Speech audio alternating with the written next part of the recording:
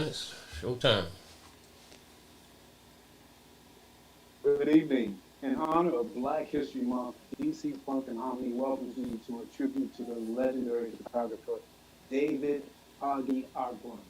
I'm Greg Dix, your co-host, along with Grover Massenburg, and we are so honored to shine the spotlight on the life and the career of this phenomenal photographer and some of his iconic photographs. Joining us this evening are our special guest panelists, Gwen Franklin, Tony Winger, Kenny Dickerson, Wanda Hayes, Patrick Spencer, who will also be sharing their insights and their memories about Aggie and his photographic artistry. Now, what we're going to do to start off, we're going to ask each panelist to introduce themselves and give a very brief statement about their background and also how and when you first met Aggie. So we're going to start off with Gwen Franklin. I met Aggie. I was a student at Howard University, and I had gone into, I transferred from the School of Fine Arts to School of Communications for radio. And I used to see like every week, these guys used to come up with these records under their arm and they had these fly cards. And I was like, well, what do they do? I had no idea. And so as things went on, I figured out who they were. They were the record promoters. And then Adi appeared, and he had this camera. I was like, well, what's he doing? He was snapping pictures and just easy, go lucky. Just his aura, just his vibe. He wasn't, stuffy or conceited. He was just down to earth. So there was a natural, I want to say, attraction, just like sometimes you're working and you need to breathe and you need to go to the calm. And Augie was always the calm. So that's how I met Augie. It was, oh, do I have to say back in the 70s? But it was. Yeah, right. Yep. Okay, Tony Winger. Yes. Well, I was not a student at Howard. Um, Okay. but at some point or another, people might have thought so. But I met Aggie, I believe, in 1977, Oh, 77, 78, when I was working with Al and the Kid, Al Jefferson and Max Kid and Zeke Zane. And for the love of me, I don't remember exactly what day or what moment it was, but my first recollection of becoming friends with Aggie was at his apartment. And we shared some half smokes together. okay. I remember that. And from that point on, we were thick as thieves. Um, I got goosebumps. And like Aggie, I'm a warhead too. But but yeah, and we became friends instantly, and we've been friends for knocking on 40 something years, almost 50. Yeah, Almost definitely. 50. Yeah, right. Because okay. I'll let you Yeah.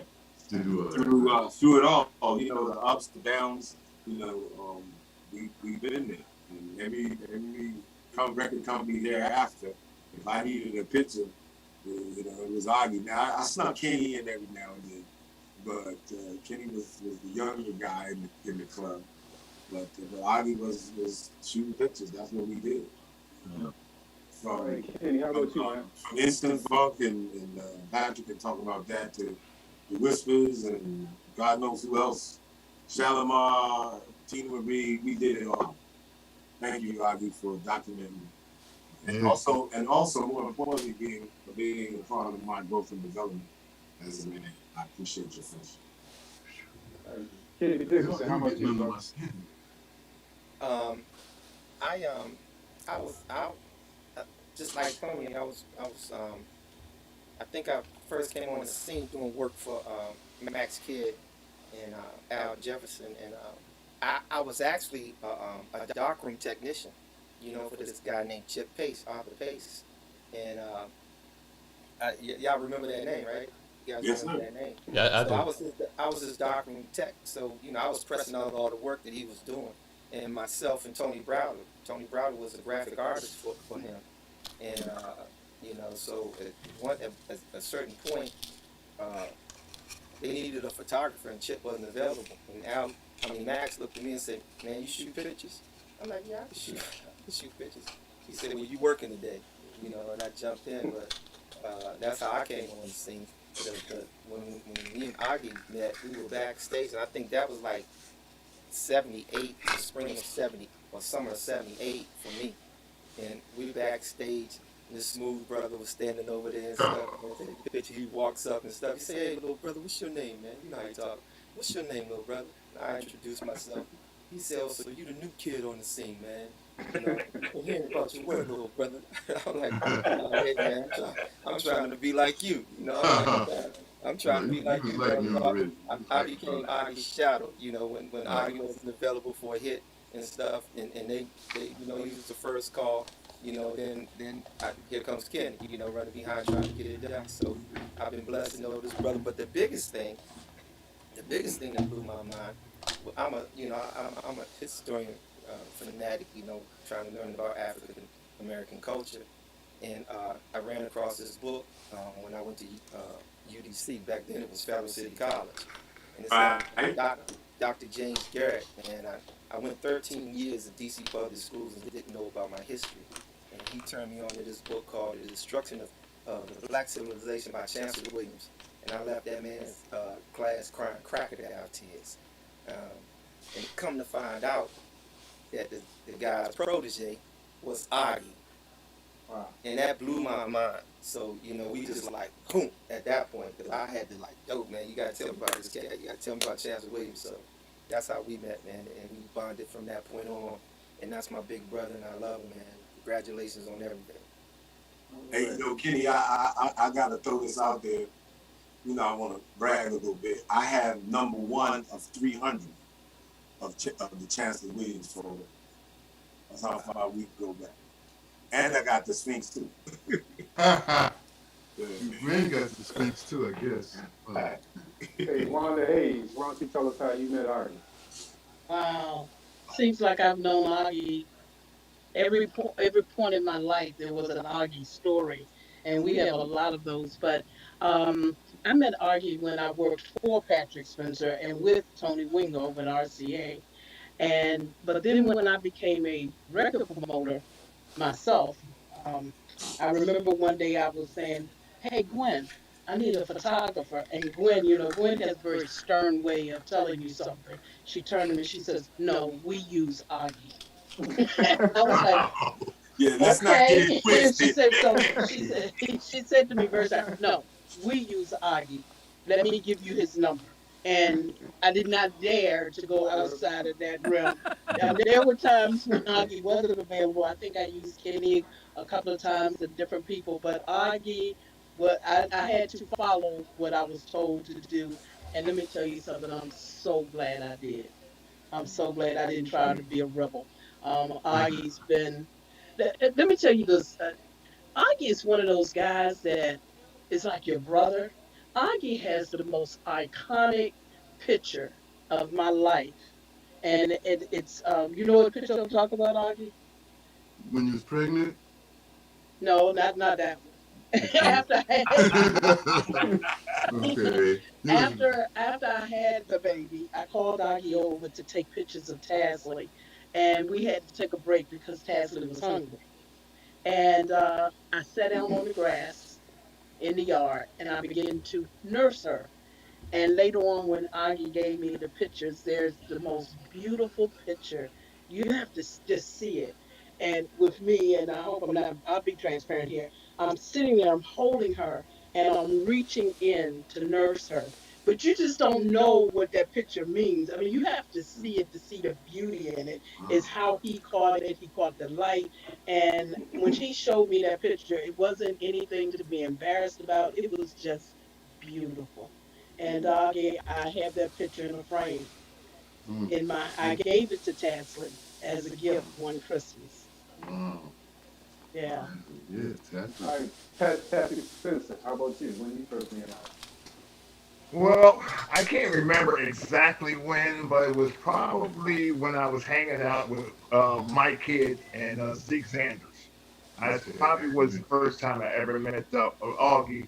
And because when I first moved up to DC from Atlanta to Fish and Clark, um, Mike Kidd and Zeke took me in, and as like they looked as a younger brother, and he took me around and introduced me just like everybody in the music business. And I think that was the time. But when I was with RCA Records, I first was the local promotional manager, then became the regional promotional manager. And RCA used to send artists, brand new artists, into me all the time. I was always generally the first person they send them to, and anywhere from Evan Champagne King to Yeah. Stephanie Mills. Yeah. And we had labels like Solar Records with the Whispers, Shalimar, and all them. And when I needed a photographer, everybody recommended Augie. So Yeah.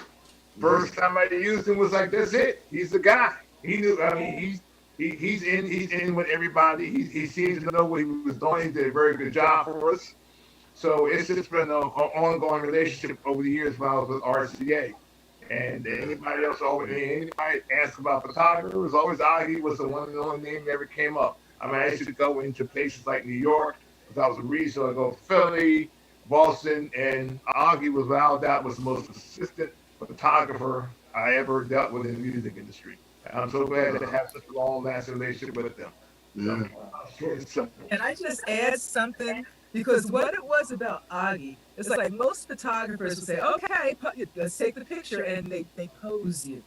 So Augie would get the shots for the record label, but Augie would also get the lifestyle shots. He get the shots that when nobody was looking, like Sade in the back of the limo. We all know what that's about. You work all day early. That's a beautiful shot. It's not, and so he gets the lifestyle stuff, and that's the stuff that's precious. Yes, yes, I agree with you, Uh, Gwen. There Absolutely. you mm. go. Well, But he I know also for get me, those shots that's embarrassing, like me dancing at at Breeze's Metro Club. Oh, And he oh, probably got some shots that you don't want nobody to see. yeah, I yeah. I bribed him for those. Or it ain't none of your business shots. Yeah. well, I know for me, when I first met, yeah, I was the DJ in the clubs at the Classics actually, and Johnny Simpson hired me to be music director at Kiss.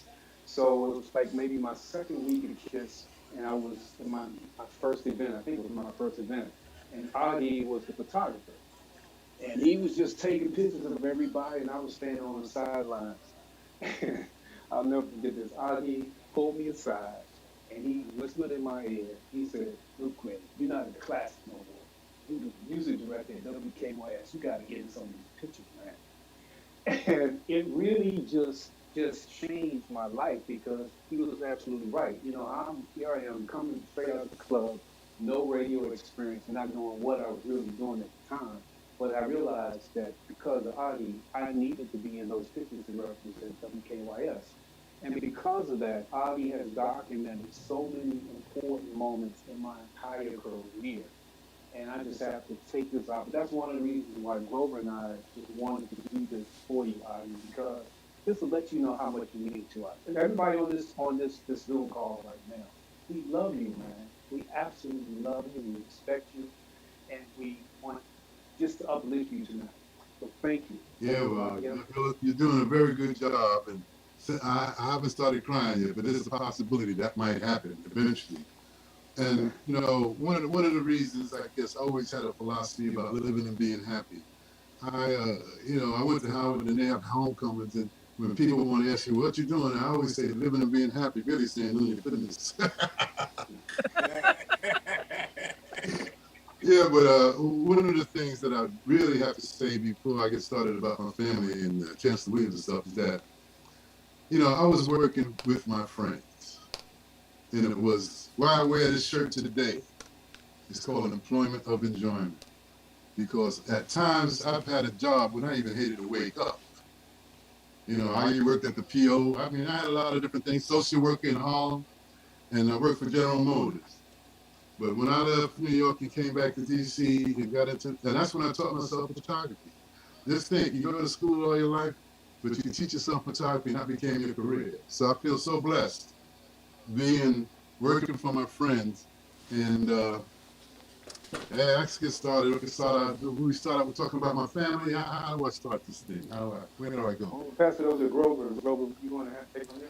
Yeah, I guess let me think about when I first met Augie. Actually, Gwen Franklin introduced me to Augie, Constitution Hall, Atlantic Star concert, and Gwen kept saying, "You gotta meet Oggi. You gotta meet Oggi." And then apparently she was telling him the same thing. And neither one of us knew each other. We just knew of each other because Gwen kept saying, you guys got to meet. You're two creative people. You got to meet."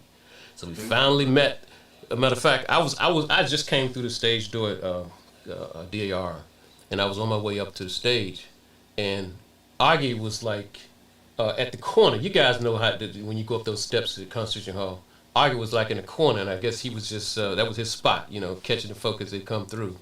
Uh, Not pose, as Wanda said, just those spontaneous shots, And I think those shots mean so much. Being photographers, we all understand those shots. It's those moments, because you're capturing moments, and those shots mean a lot in the end.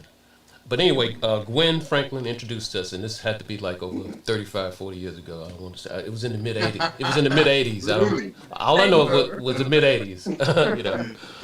Uh, but Yeah, but well, but I just want to also say I want to thank everybody for coming on.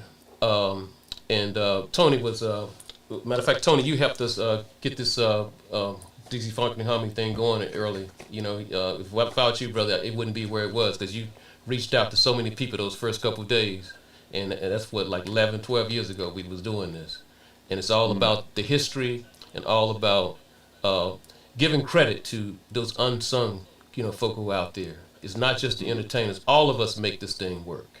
As I always say, there's no one bigger than the music, and I think all of us can relate to that. No matter if you got a Grammy or whatever. Hey, that was what 20 years ago, 10 years ago. Okay, something else happening right now. We need to get Oggi a Grammy. No question, we'll get him something. We gotta get him. We gotta get him something. But I think everyone has pretty much touched on it. But our generation of music business, music people, entertainment people. We hired each other, fired each other. We were roommates. Patrick and I were roommates. Me, him, and Doug was roommates at one point. But at the end of the day, we were friends. Right. And the other thing, Tony, is like Oggi was saying. We were doing this because we was having fun doing this. Absolutely. I mean, I hadn't gotten to the fun part. I hear you. Well, but you know what I'm saying. You know what I'm saying, because all of us enjoyed the music industry. And I think some of us would have did some of the stuff whether we got paid a certain amount of money or not. It was just fun. I don't know. Yeah, you're right. And we was in our early 20s, mid 20s. Right. Maybe he might have been in his 30s, but it was okay. I think I was. But I started taking pictures at 30. Yeah, really. Right. I always did take pictures, but my first camera got stolen. Somebody broke into my crib. But I just want to let y'all know that I really appreciate y'all doing this for me. And one of the things that everybody sort of hit on, which is true, my style was really to capture the moment. I know I had to get the handshakes and that kind of stuff, but I really enjoyed capturing the moment. And it seems like all of y'all peeped on that. So we're gonna get started on it. Can I stick this? And I'm getting text messages, and I just got one from Dave, and he said this is the nice tribute.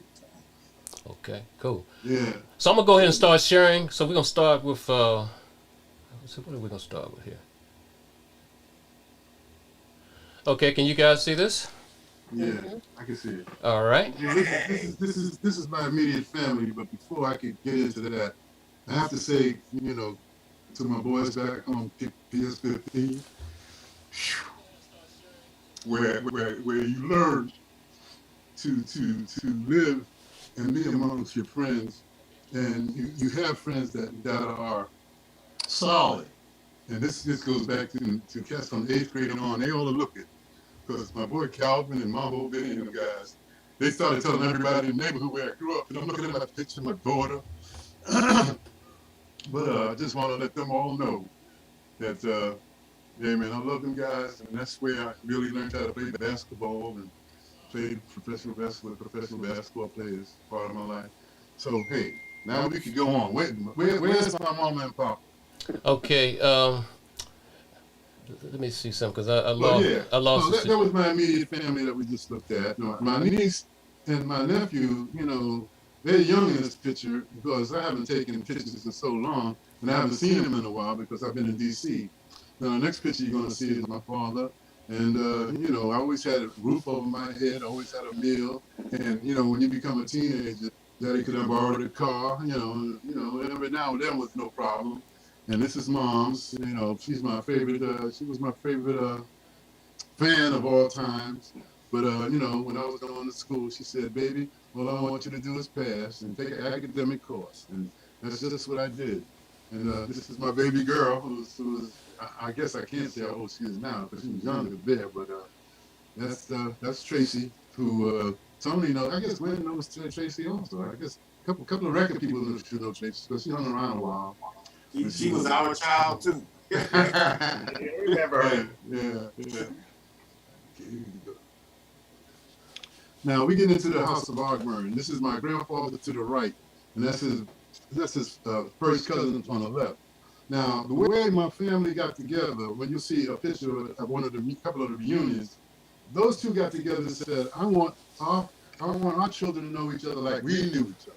Now, a lot of people start going from the South. We were from really the Lawrenceville, Union level of Virginia. And this is my grandfather and my family. And this is the first reunion. And that's me on my mother's lap on the right hand, all the way to the right. That's me on my mother's lap. And my grandfather was the minister of the St. Cyprian's Church. And from that point on, this is a reunion in Brooklyn. My grandfather to the left, the older people over there, those are my grandfather's sisters, two sisters and his one younger brother. And, I see Tracy's little baby in that one. And this was in Richmond, Virginia, 1975. This is when the family started renting the motels or whatever, because we used to stay at people's houses when we had a reunion. We were from New York, Philadelphia, Richmond, and South Hill. And when I became president of the family, which is when you see me with the little thing around me, this is when I became president of the family in 1987. 70, might have been 78.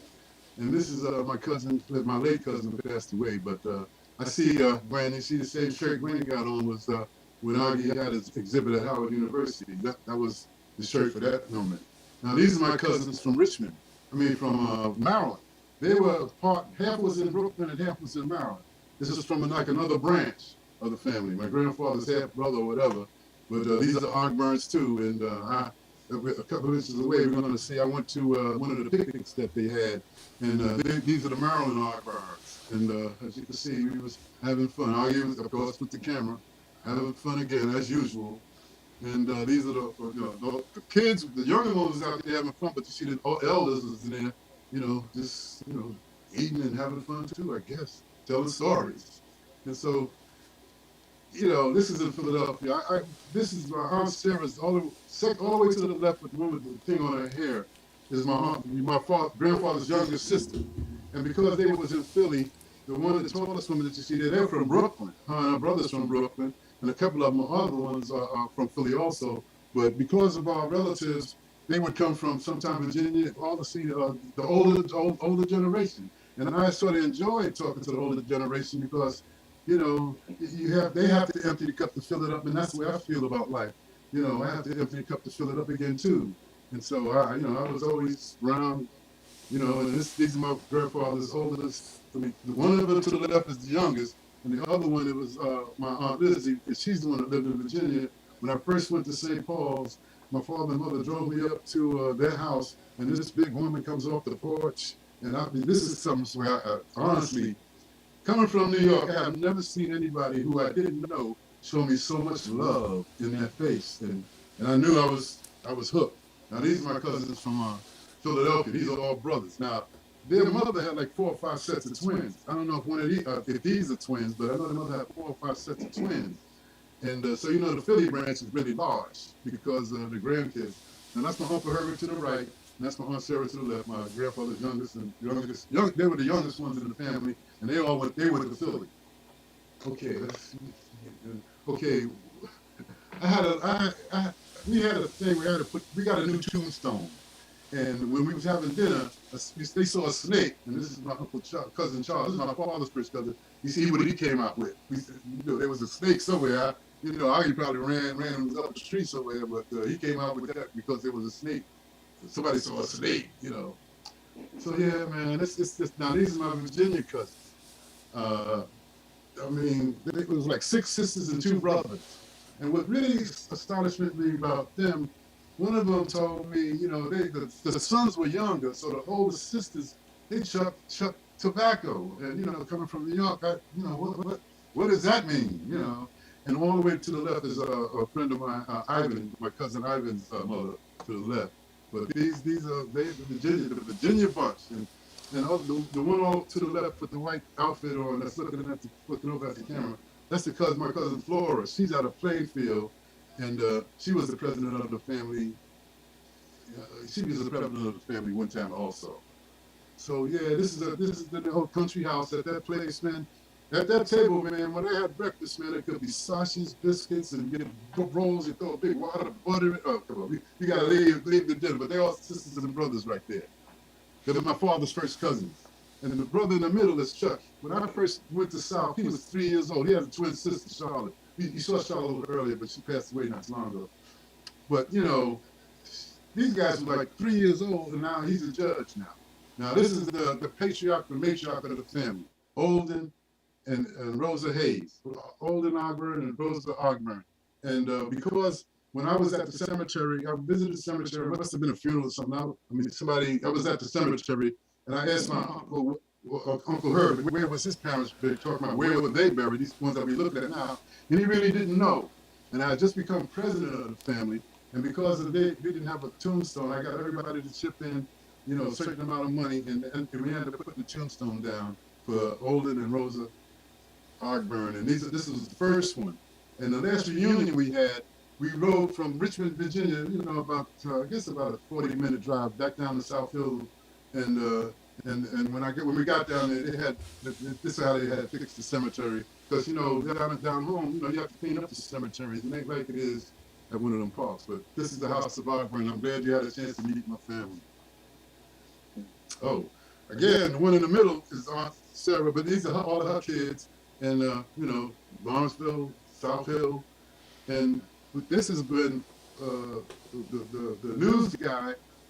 That's the family newsletter. I did the family newsletter because when you're a freelance photographer, you have a lot of free time.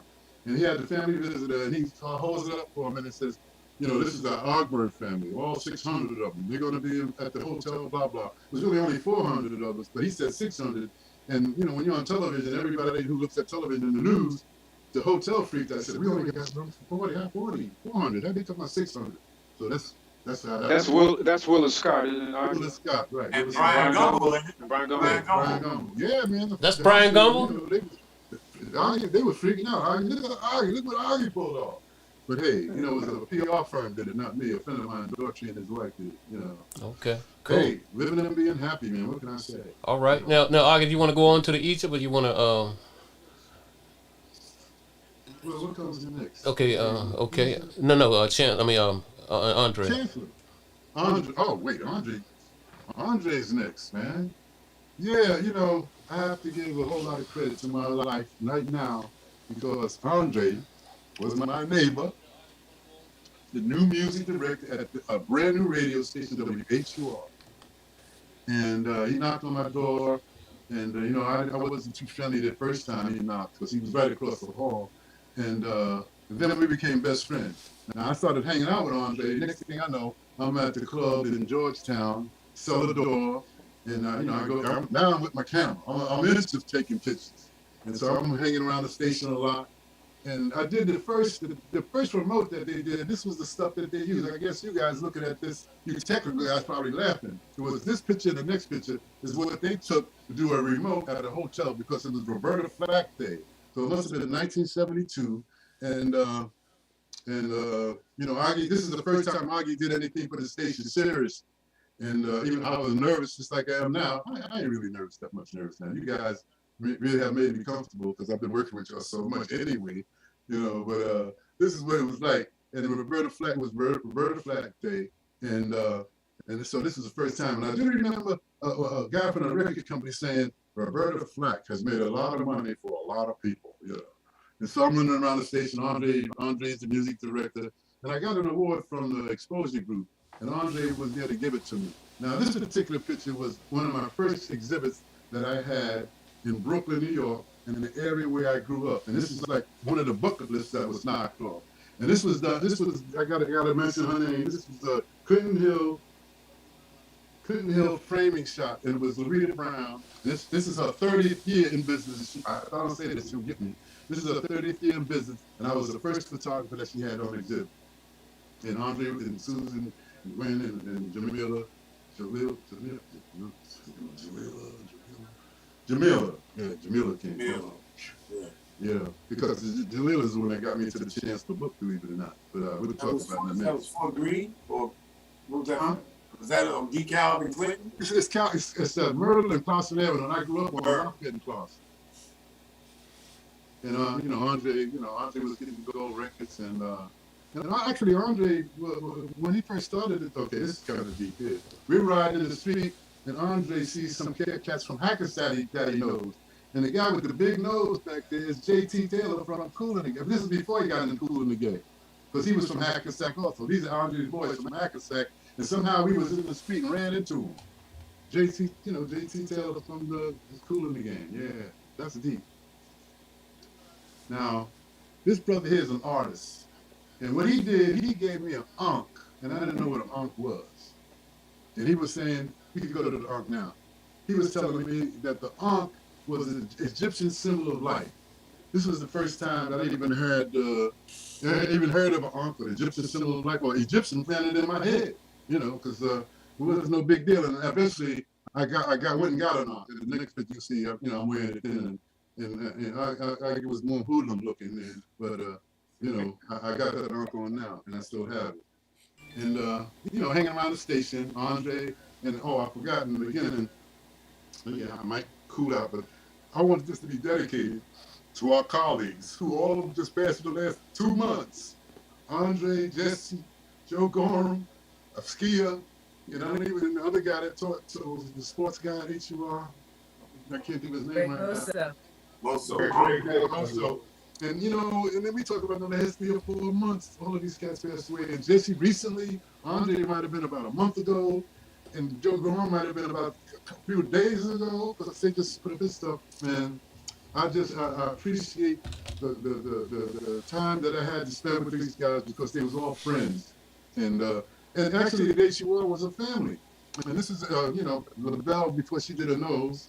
And, hey, I'm not saying nothing that y'all don't know. Okay.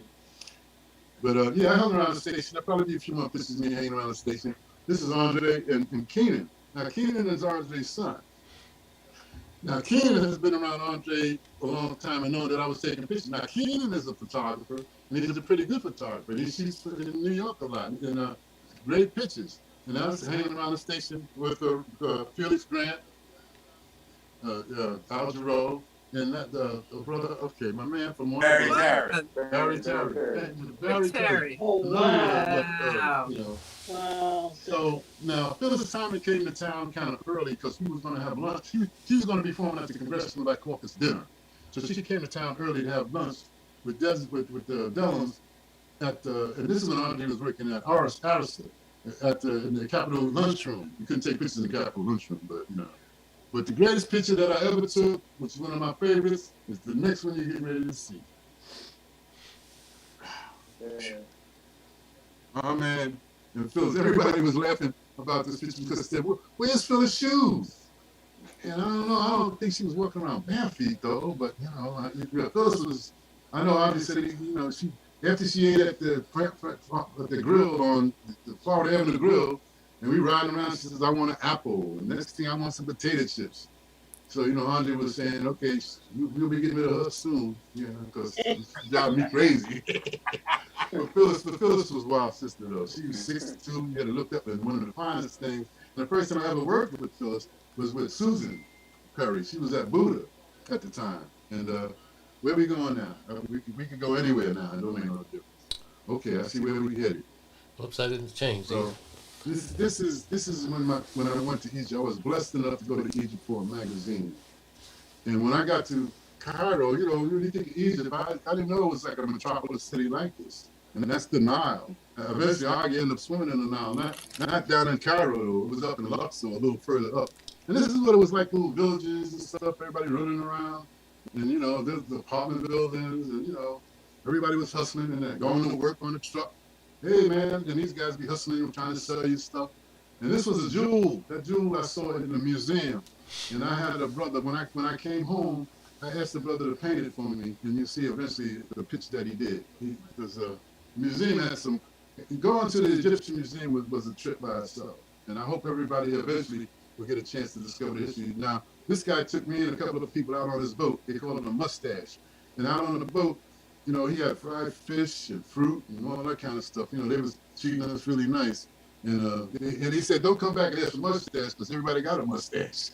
That was funny where he did it. This is just a guy hanging out. I'll be just showing you some pictures of him. And there's a lot of stuff is in black and white. Now, riding a mule, camel riding, at the pyramids. And, I had somebody take my pictures.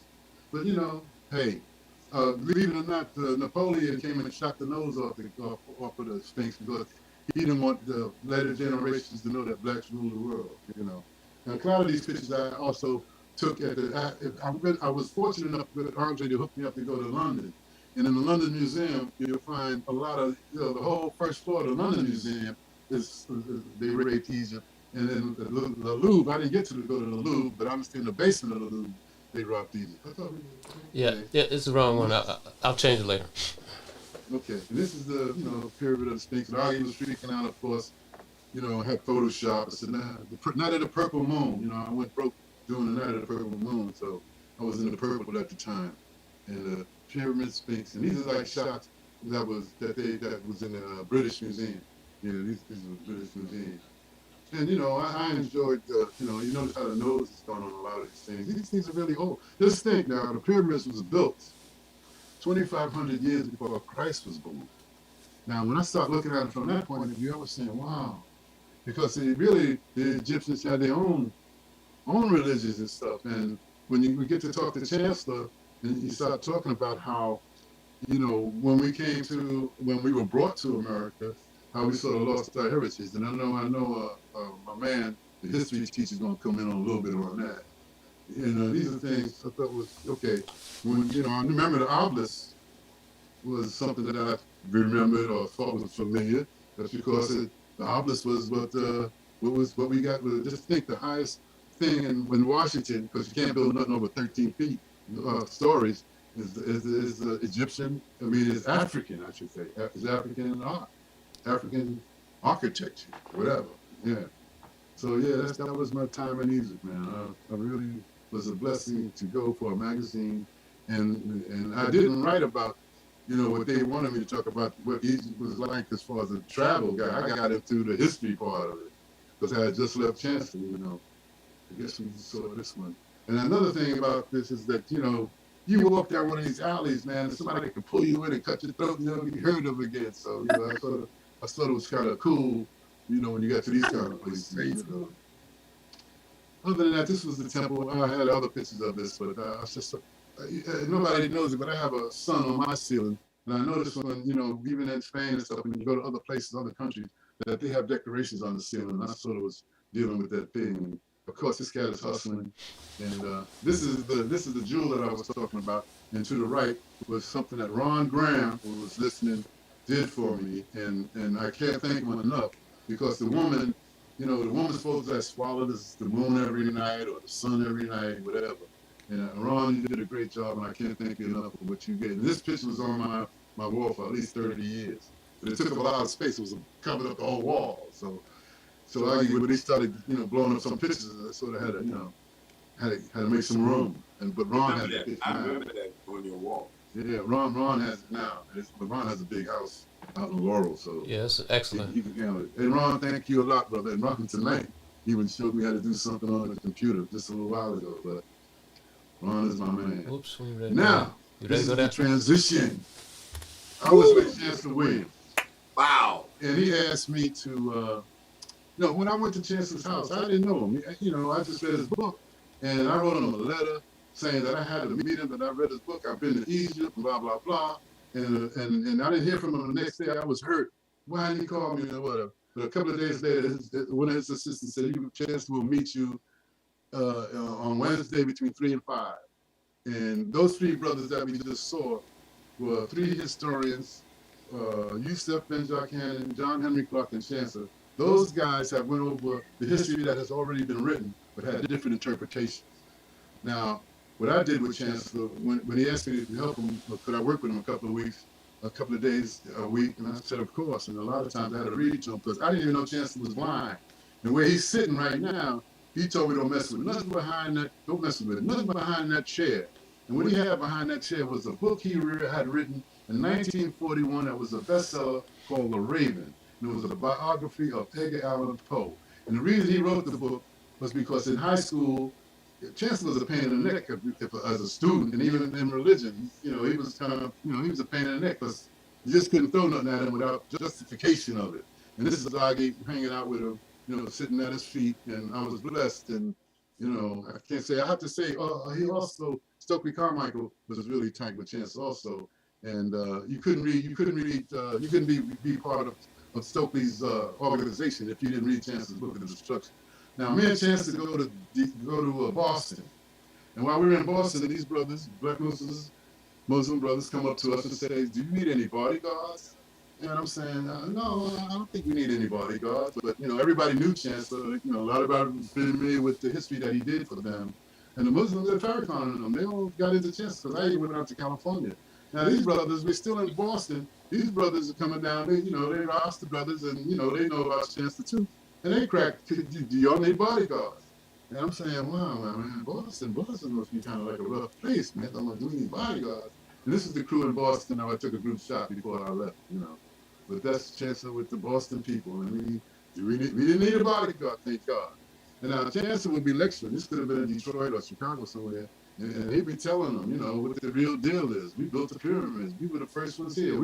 He always would say at the end of his speech that we were the first and we will be the last. That used to get next to me too.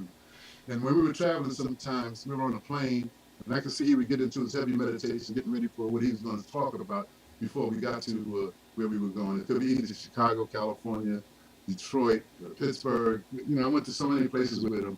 And now I've been hanging with him a while.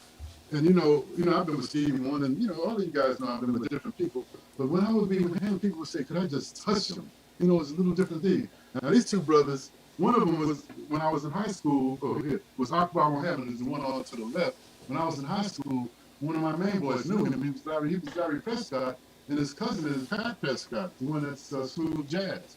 And on the right was Khalil Abdul Mohammed, and he sort of got in bad graces with Farrakhan for something he did. I don't know, but he passed away not too long, but a while back. But I don't know what the problem was, but they did have a problem. So now I'm telling everybody about Chancellor, my man, about blah blah blah. So when can we meet you? When can we meet him? I said, well, look, man, he's an older brother, so I did get him to my crib. It wasn't easy. And the one on the right is Daughtry. Next to him is Candy. His nickname is Candy, but Candy taught at McKinley High School. And when I first got back from Egypt, Kenny, do you know Kenny's real name? Because he was teaching at Wilson. You know Kenny at all? I can't think of his name right now, but he taught at Wilson. Yeah, I can't right now. Okay, and next one is the Marvin Dupree. He worked at the Rep. He was an actor. And the next one is Milton Williams. Milton was a photographer. He lived downstairs initially when I first moved here. And of course, there's Oggi. That's Oggi's first T-shirt. It says "Smile," and my brother did those for me. And this is Chancellor was being interviewed by Tony Brown. Now, Chancellor was the first one. Like I say, those brothers that we saw in the first picture. Well, also I'm telling, since the schools now don't want to teach our history, don't want to teach American history. One of the things when Tracy was visiting me, I definitely made that meet Chancellor Williams, and I hope she's listening out because I know she knows a lot about him, and she had his book too, and because even her friends would say, "Your father, Chancellor Williams." Wow. Yeah. Okay. He was at a nursing home, but he died at 92, not 87. Now Oggi was trying to be a little. I was a doodler in high school. That's why maybe I didn't get the highest grades, but I was a doodler, and I doodled Chancellor, and it sort of was cool. This is how he looked when he was seriously going somewhere. And the next picture is this is when we go shopping. He might not have his teeth in his mouth, whatever. But this was my man. And the reason I'm saying that is because we went to New York. He went to New York to get his eyes fixed. There was a doctor that he thought might be able to fix his eyes because he was blind. And he had glaucoma. And but when we got to the doctor said he couldn't do anything for him. And this was up the Third World Press. He was at the Third World Press, and doing this thing. Because the Third World Press is the one that did the destruction of black civilization, that printed it for him. Another company that did it first, but he wanted a black company to do it. And this is me and Chancellor hanging out somewhere. I think that was Amherst, but this is when he was talking at Third World Press, and you can see, and the brother in the back with the suit on, I think was from Ebony and Jet, one of those guys. But it was Chancellor was a heavy dude, man. Was a real heavy dude. Now he's at Rap Incorporated. I forgot Ron's last name. Anybody help me with that? Ron was the head of Rap, and can't think of his last name. But Ron was the head of Rap, and it's because of this book is what changed my life. Ron what? Was it Ron Clark? Ron Clark. Ron Clark. Ron Clark, right. He was the head of Rap. And because of this particular book, who I really found, there was a sister that came into town who was a friend of Sheba's from California named Jalila.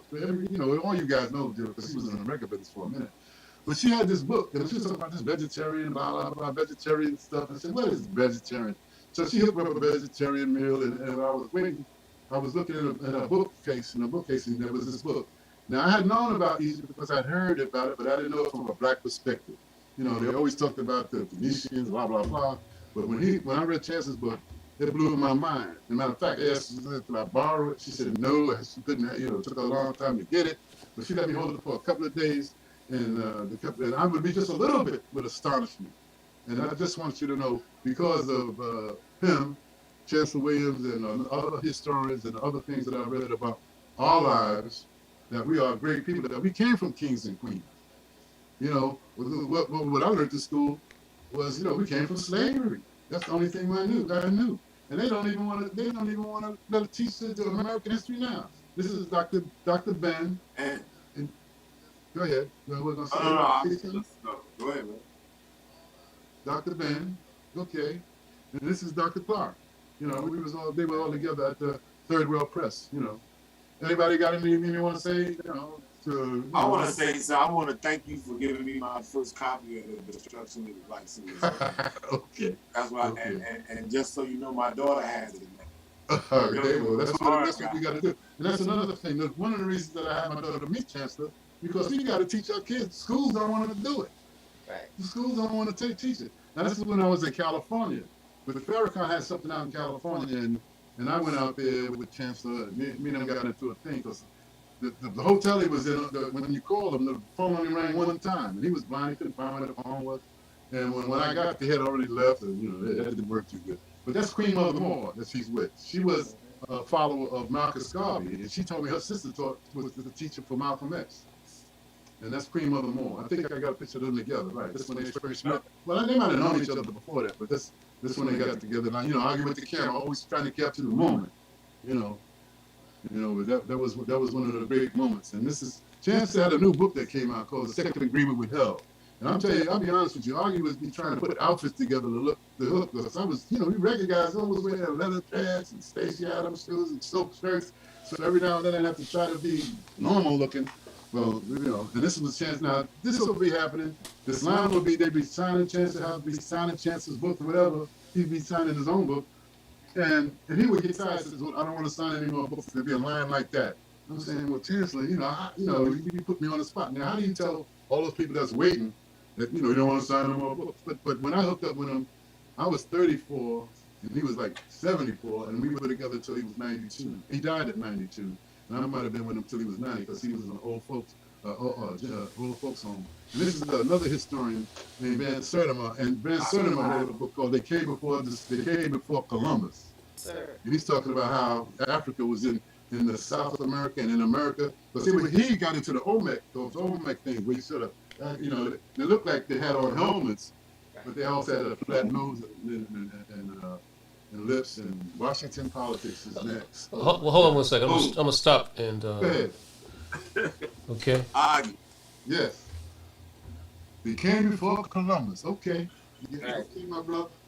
Oh, okay. Is that your bookcase there? Okay, look out for that. Okay, go ahead. Hey man, I just want to say something about your relationship with Chancellor Williams, man. A lot of times people say, oh man, that's gold, that's gold. I'm like, not in this situation, that's platinum. That situation that you came across, brother, is divine blessing. And that's why when we talk a lot of times, I tell you, man, tell your story, my brother, because you were tapping the source. You were sitting at the foot of one of the masters, one of the great masters. And these brothers, what I didn't say, John Henry Clark, Chancellor Williams, these guys went blind studying our history. And at this point, regardless of whether, and I'm a former educator, and education has failed. I mean, it's just the truth. They're pushing our children out with nonsense. However, let me say this to everybody who might be listening. It's not up to a school to educate our kids. It's up to us. We're here to educate our kids. And with brothers like Oggi who have shot pictures and knows the history and stuff, and we know the history. We know how to buy books off Amazon and everything, read them, and articulate these things to our children. Real quick, I want to say this one thing. No, take your time. I'm gonna have to take a walk. Okay. I'm gonna have to take a walk. Tony Browder, who was with me when I first met Oggi and stuff. Tony is doing outstanding work in Egypt right now. He goes twice a year, 3 times a year, and Tony is the man. He has become one of those elders who are doing some serious excavation and stuff over there, and he needs help. So, check out Tony Browder. He has this whole piece about the history of I'm sorry, come on, KB. He has this tour of Washington D.C. Yeah, the Afrocentric tour. Afrocentric tour. Afrocentric tour of Washington D.C. Washington is set up like Egypt. Yep. And what Tony said the other day, my son Shaka was talking about it. He was on YouTube. And please, everybody, check out Tony Brown on YouTube. Mm-hmm. They said if we had a history book this big, this thick, with thousands of pages, slavery will be the last 2 pages.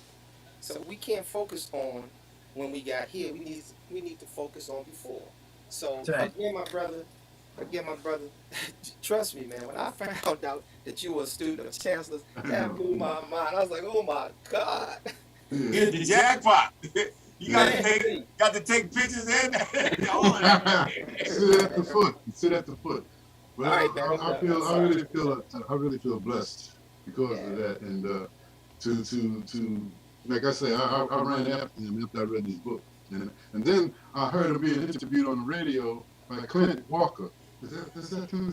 Steve? Okay. And I called up Clint, by the way. Clint, I heard you talking to Chancellor. Where, blah, blah, blah. And he says, yeah, well, Chancellor don't let up far from me. I said, what? Chancellor lived at the Woodner. So I wrote a letter to Chancellor, I got to meet you. I've been to Egypt. I've read your book, blah, blah, blah. And I also lied. I said, when I folded it up, I put it on the front, special delivery. You know what I'm saying? So I go to the hotel. I said, hey, this is a special delivery for Chancellor Williams. And the guy said, well, take it up to him. I said, hey, man, I ain't ready to meet Chancellor yet, But I took it up to him, and I stuck it in this little box. And I'm turning around running because I don't want to meet him. I don't lie, And then, eventually I got to call the meeting, and the rest is history. And I say I've been blessed. He died, and I think it was 92 years when he passed away. But so many people have learned so much history from him, Dr. Ben, Chancellor Ben Cernima, and others. I don't know all the names, but I know once I read the Destruction, I read other books, Souls of Black Folks by Du Bois, and other books too. But hey, knowing your history empowers you. That's it. Okay, was Chancellor in the not the display, in the exhibit that you had at the Smithsonian? Remember, I came down to the Smithsonian. You had an exhibit at the Smithsonian in the red buildings. Yeah, I don't. What I had in that particular thing was processing the do-rags. And processing the do-rag was 2 pictures in there. I can't think of what the other one was. Because I took a picture with Deborah's book. Because Deborah Willis is the one that put that exhibit together. At that red building. I don't know what you're talking about. Yeah. That's probably Cheryl Lynn. That's Cheryl Lynn photo. Okay. Yeah.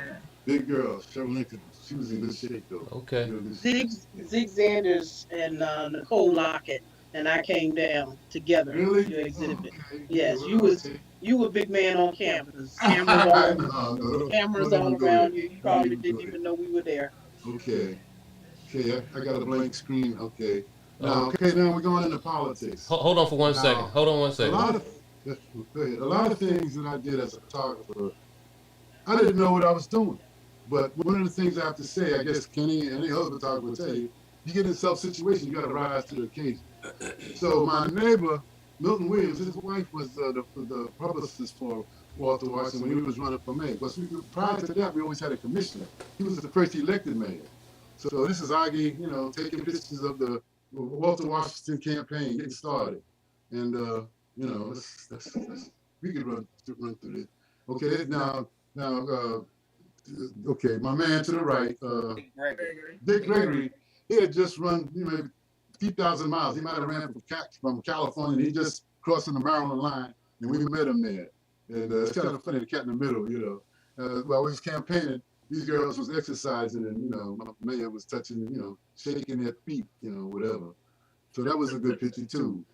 Isaac Hayes was on the scene. I got another picture that's going to come up with Isaac Hayes. Isaac Hayes was, I guess when you're a politician, you try to bring in other people to sort of help push you. Now this is the time that I realized when these guys do speeches, he had people planted in the audience to ask him questions. You know what I mean? To ask him questions that he knows the answers to. And I was standing on a chair when I took this picture. He was walking through. This is one of my favorite pictures of hanging with the mayor at the time. Now this brother, I forget his name. I took this picture, and I ran into this brother maybe 15 years later, whose car that is, sports car. And I told him, I said, I got a picture of you with the mayor in your sports car. And I forget, he sort of half Indian because he had on kind of Indian stuff. But I think he went to Howard also. But he was, when I showed him pictures I had, he bought like about $600 worth of pictures. My man, really. And now, y'all might not remember, but we had a gas shortage for a minute. Oh yeah, yep, 76. What year? 76. Okay, that's the man holding up. We gonna get some gas. He got a gas thing in his hand. That was deep too. That was fun. Okay, this is the other one with Isaac Hayes. I don't know. He's saluting the man. I guess the man was barking out something. But Isaac Hayes was really a good guy. With his voice. Yeah, he was good. Now this was the guy who they named the building after. What's his name again? John Wilson, I think. John Wilson, right? That's why it's the John Wilson building where all the other politicians have the thing. Because he passed away kind of young. I don't know what happened, but they was passing each other while he was politicians. This is Maureen Bunyan. She was interviewing Chancellor. And that's not Chancellor, Walter. And that's Walter's wife in the back. Maureen Bunyan. Oh yeah, Channel 7. Channel 9. Was it Channel 9? That's right. She was on Channel 9 at first, right? Channel 9. Yeah. And now my politics changed. Listen, he won the election. And that's Thurgood Marshall, swearing him in. And then that girl that's being held up is his granddaughter. She's probably about 50 or 60 now, ain't no telling, But hey, that was my beginning of politics. Now the next batch is Oggi, two guys that went to Howard. They went to Howard with me. They became the head of the National Democratic Party, and they hired me to be Jimmy Carter's campaign photographer. And this was Rosalind. I had to run out the wife sometime. And then, of course, I ended up with him a couple of times. And I ended up in New York with him, to be honest with you. And, the peanut farmer. But he was a cool dude. And, he won his election. This is in New York with the mayor, the governor, the senator, all of the heavyweights. And the union guys. And he won his election. And, you can see the happy smile on his face. And where are we going now? This is BET. This is one that all of y'all can relate to very well. I'll be sure, right? Yeah, I'll be sure. But before you get to the BET, I just want to make a statement right now. I'm just looking at all these pictures because I think a lot of people, when they think about you and your history, your career, I should say, they think you basically entertainment, taking pictures of the entertainers and things of that nature. But you just have so much depth to your career, man. Like this politics, all these politics pictures, politics that you've shown, it just shows just how much you've done, for Black history. And that's why we're doing this thing, to honor you in Black History Month, because you've documented so much Black history. Yeah. And I just want just once again give you props, man, because you've done so much and you just so appreciate it. So thank you, man, my brother. I have a question too, Oggi. What was your go-to lens when you were shooting? You know, all photographers have that Well, go-to lens. believe it or not, I didn't have much equipment. I didn't either, man. I used a 30. My normal lens was really a 30. Was a wide angle 35, Okay. and I used it as a normal. And 135 was the tello. But Okay. eventually, Big Luke was my man, was my boy, and he had an auto parts store. Okay. Gwen might remember. I know I she remember remembers Big Big Luke. Luke. It was my protector. Yeah, Big Luke had an auto parts store, and one day somebody came by who had ripped off some photographer that worked for the government because he had the serial numbers on had his, I guess, the social security numbers was engraved on some of them lenses. And I'm running around with the president with these hot lenses and stuff. The brothers get by, but the best way they can. But I have to, before I go any further, I want to let y'all know that I didn't plan any of this. I was following a plan that was made for me. Amen. Photography discovered me. I didn't discover photography. All right. And all the things that you've seen were sort of threaded together through the creator hooking me up in a lifestyle that he wanted me to have. And living and being happy, employment of enjoyment. There you go. Just keep throwing that out there. Now I'm at BET now. We just left Angela Winbush. Angela Winbush went to Howard. Matter of fact, she lived with Louise West. Right, Gwen? Did she live with Louise? Do you know? Remember? Okay. Well, she lived with Louise West, who was a lawyer in Washington and went to New York. But she's back now. And Angela Winbush, she was a rough sister. And I got a lot of pictures of her over the years when she was with Ice-T. Now I'm at BET now. This is a jazz group. Roy Hargrove. Roy. And Antonio Hart. And Antonio Hart, right. So this was the jazz part of BET. And I was asking Gregg, but Gregg said you came after the jazz thing, or the jazz thing wasn't happening, or you wasn't part of the jazz. Yeah, I wasn't part of that. Okay, now Oggi every now and then wanted to get in the picture, so he put the timer on the camera. Now you see how I'm just there, I got on my leather pants and stuff. House of Ogburn, I was trying to look dressed, and I always joke about this. You see, Donnie was looking at something. I guess he was telling us what the weather would be like that day. But this couple here, what can you say about them? I was shot them even earlier than this. This is at BET though. They was visiting BET. And again, these are the kind of pictures that I love. It's capturing the moment. Because I have to admit this too. We're gonna see a couple of more pictures like this. Evidently, Donnie must be a clown or a joker. I mean, he's naturally funny, man. You get pictures, a lot of pictures of him when everybody's cracking up. Now I have to admit, this brother here, when I rapped to him, it was around Thanksgiving time, and he had them send up the whole turkey and everything to his hotel room. He probably had other people with him though. And but he knew Black history. We talked about Black history a lot. Barry White. And I was crazy about BB was Benjamin, CC was, what was the CC stand for? Priscilla, yeah. And I have to admit that their music, sometimes when I'm down and out, I'll be listening to them. And what happens is that sometimes when you go to BET, they do 2 shows in one day. And I guess they were doing the Winans and that's how I got the picture of all 4 of them, because like I said, BET was doing more than one show in one day. Like Gregg, you know better than me, but you know how many shows he did. And that's how that went. Now, at BET, and one of the things about me, and the reason I think longevity is why I stayed, is that I didn't have no take, I would treat the secretaries and whatever the same way I would treat the executives. And then we were at BET, and when I put these kind of pictures on Facebook, everybody in this picture would say, those were the good old days. Those were the good old days. They were the good old days. Yeah, and then Common was a hit dude too. He got the family newsletter there, as you can see, but he was a hit dude too. He Common was one of the good guys. Now, Cedric was one of the guys that we all knew, and so Cedric was on the scene, and this was taken at the Kilimanjaro because of the movie Chuck. What was the name of the movie? Good to Go or something like that, right? Yeah, but it was a thing that the Fat Boy. It was the Fat Boys movie. Oh, the Fat Boy. Okay. And Curtis Blow was the one that was producing the Fat Boys. So they all was at this movie up on Columbia Road, and after we left the movie, we went to Kilimanjaro on 18th Street in Adams Morgan. Yeah, Yeah, Talking about and Crush Groove. Crush Groove. Okay, yes, Crush Groove was the name of the movie. And I have to say though, at the end of we had that, they all went on to Kilimanjaro. When it was over, do you know that Curtis Bow's boy had about 4 or 5 babes lined up when he left to pick out which one he wanted to take with him? I said, wow. I believe it. And our girl was I can't think of her name here. Oh well, whatever. Don't do it, Augie. Don't Okay, do yeah, it. okay. What was the picture before this? This one. This is Diana Ross with her daughters. And I guess you could tell which one was Barry Gordy's. You know. You stupid.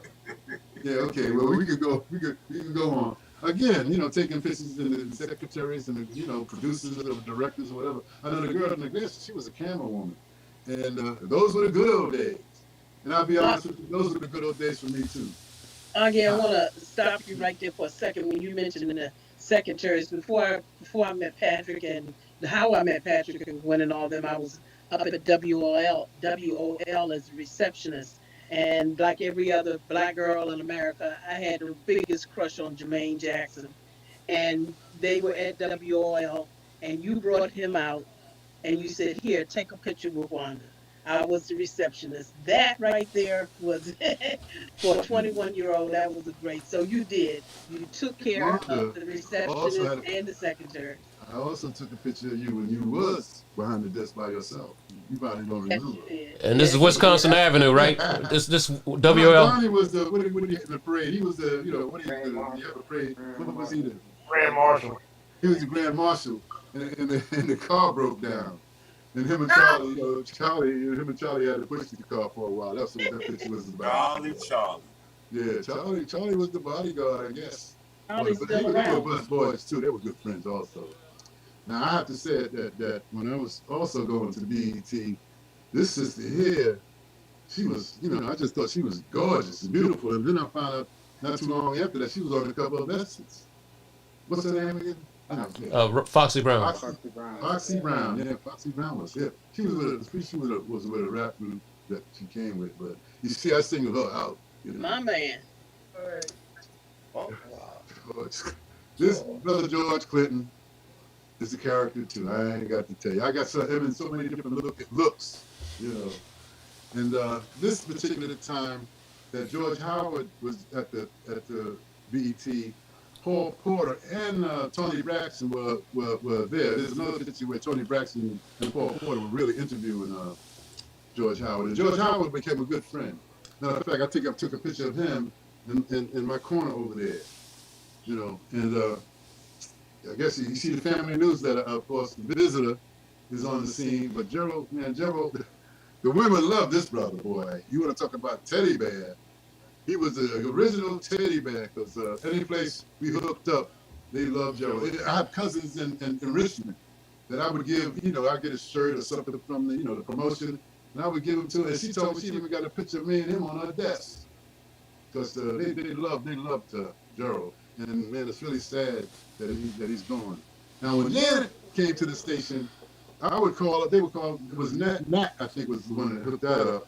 And Nat would say, I said, well, what time should I be there? He said, well, just be there at a time. I said, well, what time is she coming? Well, we don't know what time she's coming. They didn't know. They were just ready for her when she got there. And so she came with, at this time, she was married to, I think, a Spanish boy or whatever. I don't, she was married to somebody. And while we were walking around, he was videoing them while they were walking around. And he says, everybody look up. And you see that Bo didn't look up. Bo looked like, why is he there?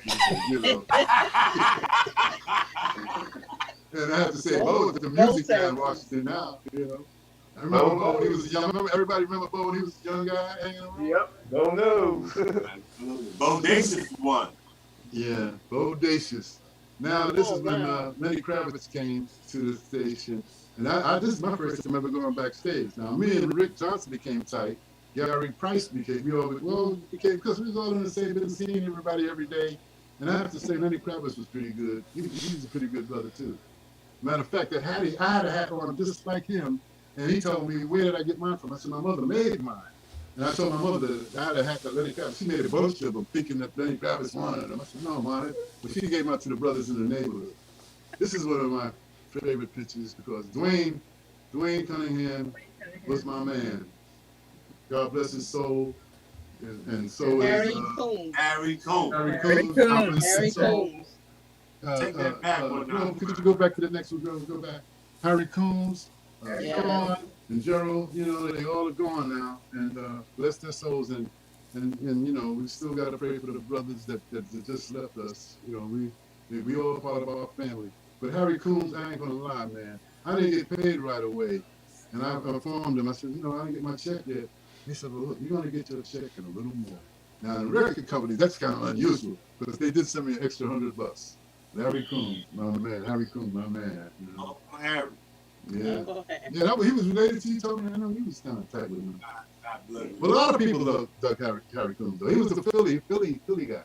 Matter of fact, he was written up in a couple of books. He was from D.C. Oh, okay. He was, I didn't know that. He started out with Schwartz. Really? I didn't know that. You know, this is the Queen of the Nile at the time, and I sort of dug this picture because of the picture of her looking that way and her going this way, and the next picture, she, you know, I asked her, you know, give me a shot, and she did that, but it was her birthday, and they had a ice cake, what do you call it, ice thing that was for her, and they also had a cake for her, and they even set up, I don't know, Gregg, you might know, they even had like a bar set up with liquor on it. Because she went to the bar, you know, they was getting ready to, you know, make some drinks for her. Yeah, man, she was happening. Yeah. Melvin. Melvin. I got a lot of pictures of Melvin over the years, and I even got a video on YouTube of Melvin. And he had a song that he played, Thinking of You or something of You. The oneness of you. Wonders of You. And Scott Joplin. Look at that video, they would say that was a good tune to pick, because he played it, I guess. But you know, his main thing was, it's gone. Okay, I guess I'm like all of y'all wanting to be a singer, you know. Now again, here's somebody with Donnie, and look what, you know, she's cracking up. I don't know what he said, but he was feeding the baby. But, you know, she was traveling with her sister and the baby together, and Donnie, you know, he's feeding the baby, and she's busting out, going crazy. But I have to say, I enjoyed working with her. Me with Dwayne and her, we had a good time. Look, somebody else. What is he saying to these people? You know? Because Natalie was cracking up too. The late Natalie Cole, man. Man, just think, all these people are gone now. Now, this is a deep picture because a girl in the middle, I forget her name, Ricks. He's Russian. Daniel Ricks. Daniel Ricks. And he's with the Quiet Storms. And her sister to the right, she worked at DT too. And the brother, I forgot the brother's name. You know, when it was time to take pictures, like I said, I take pictures, you know, of everybody. You know, you ain't got to be a superstar or whatever. Yeah. Whoa, man. Superstar. When I met this lady, now everybody that was with her sort of stayed away from her.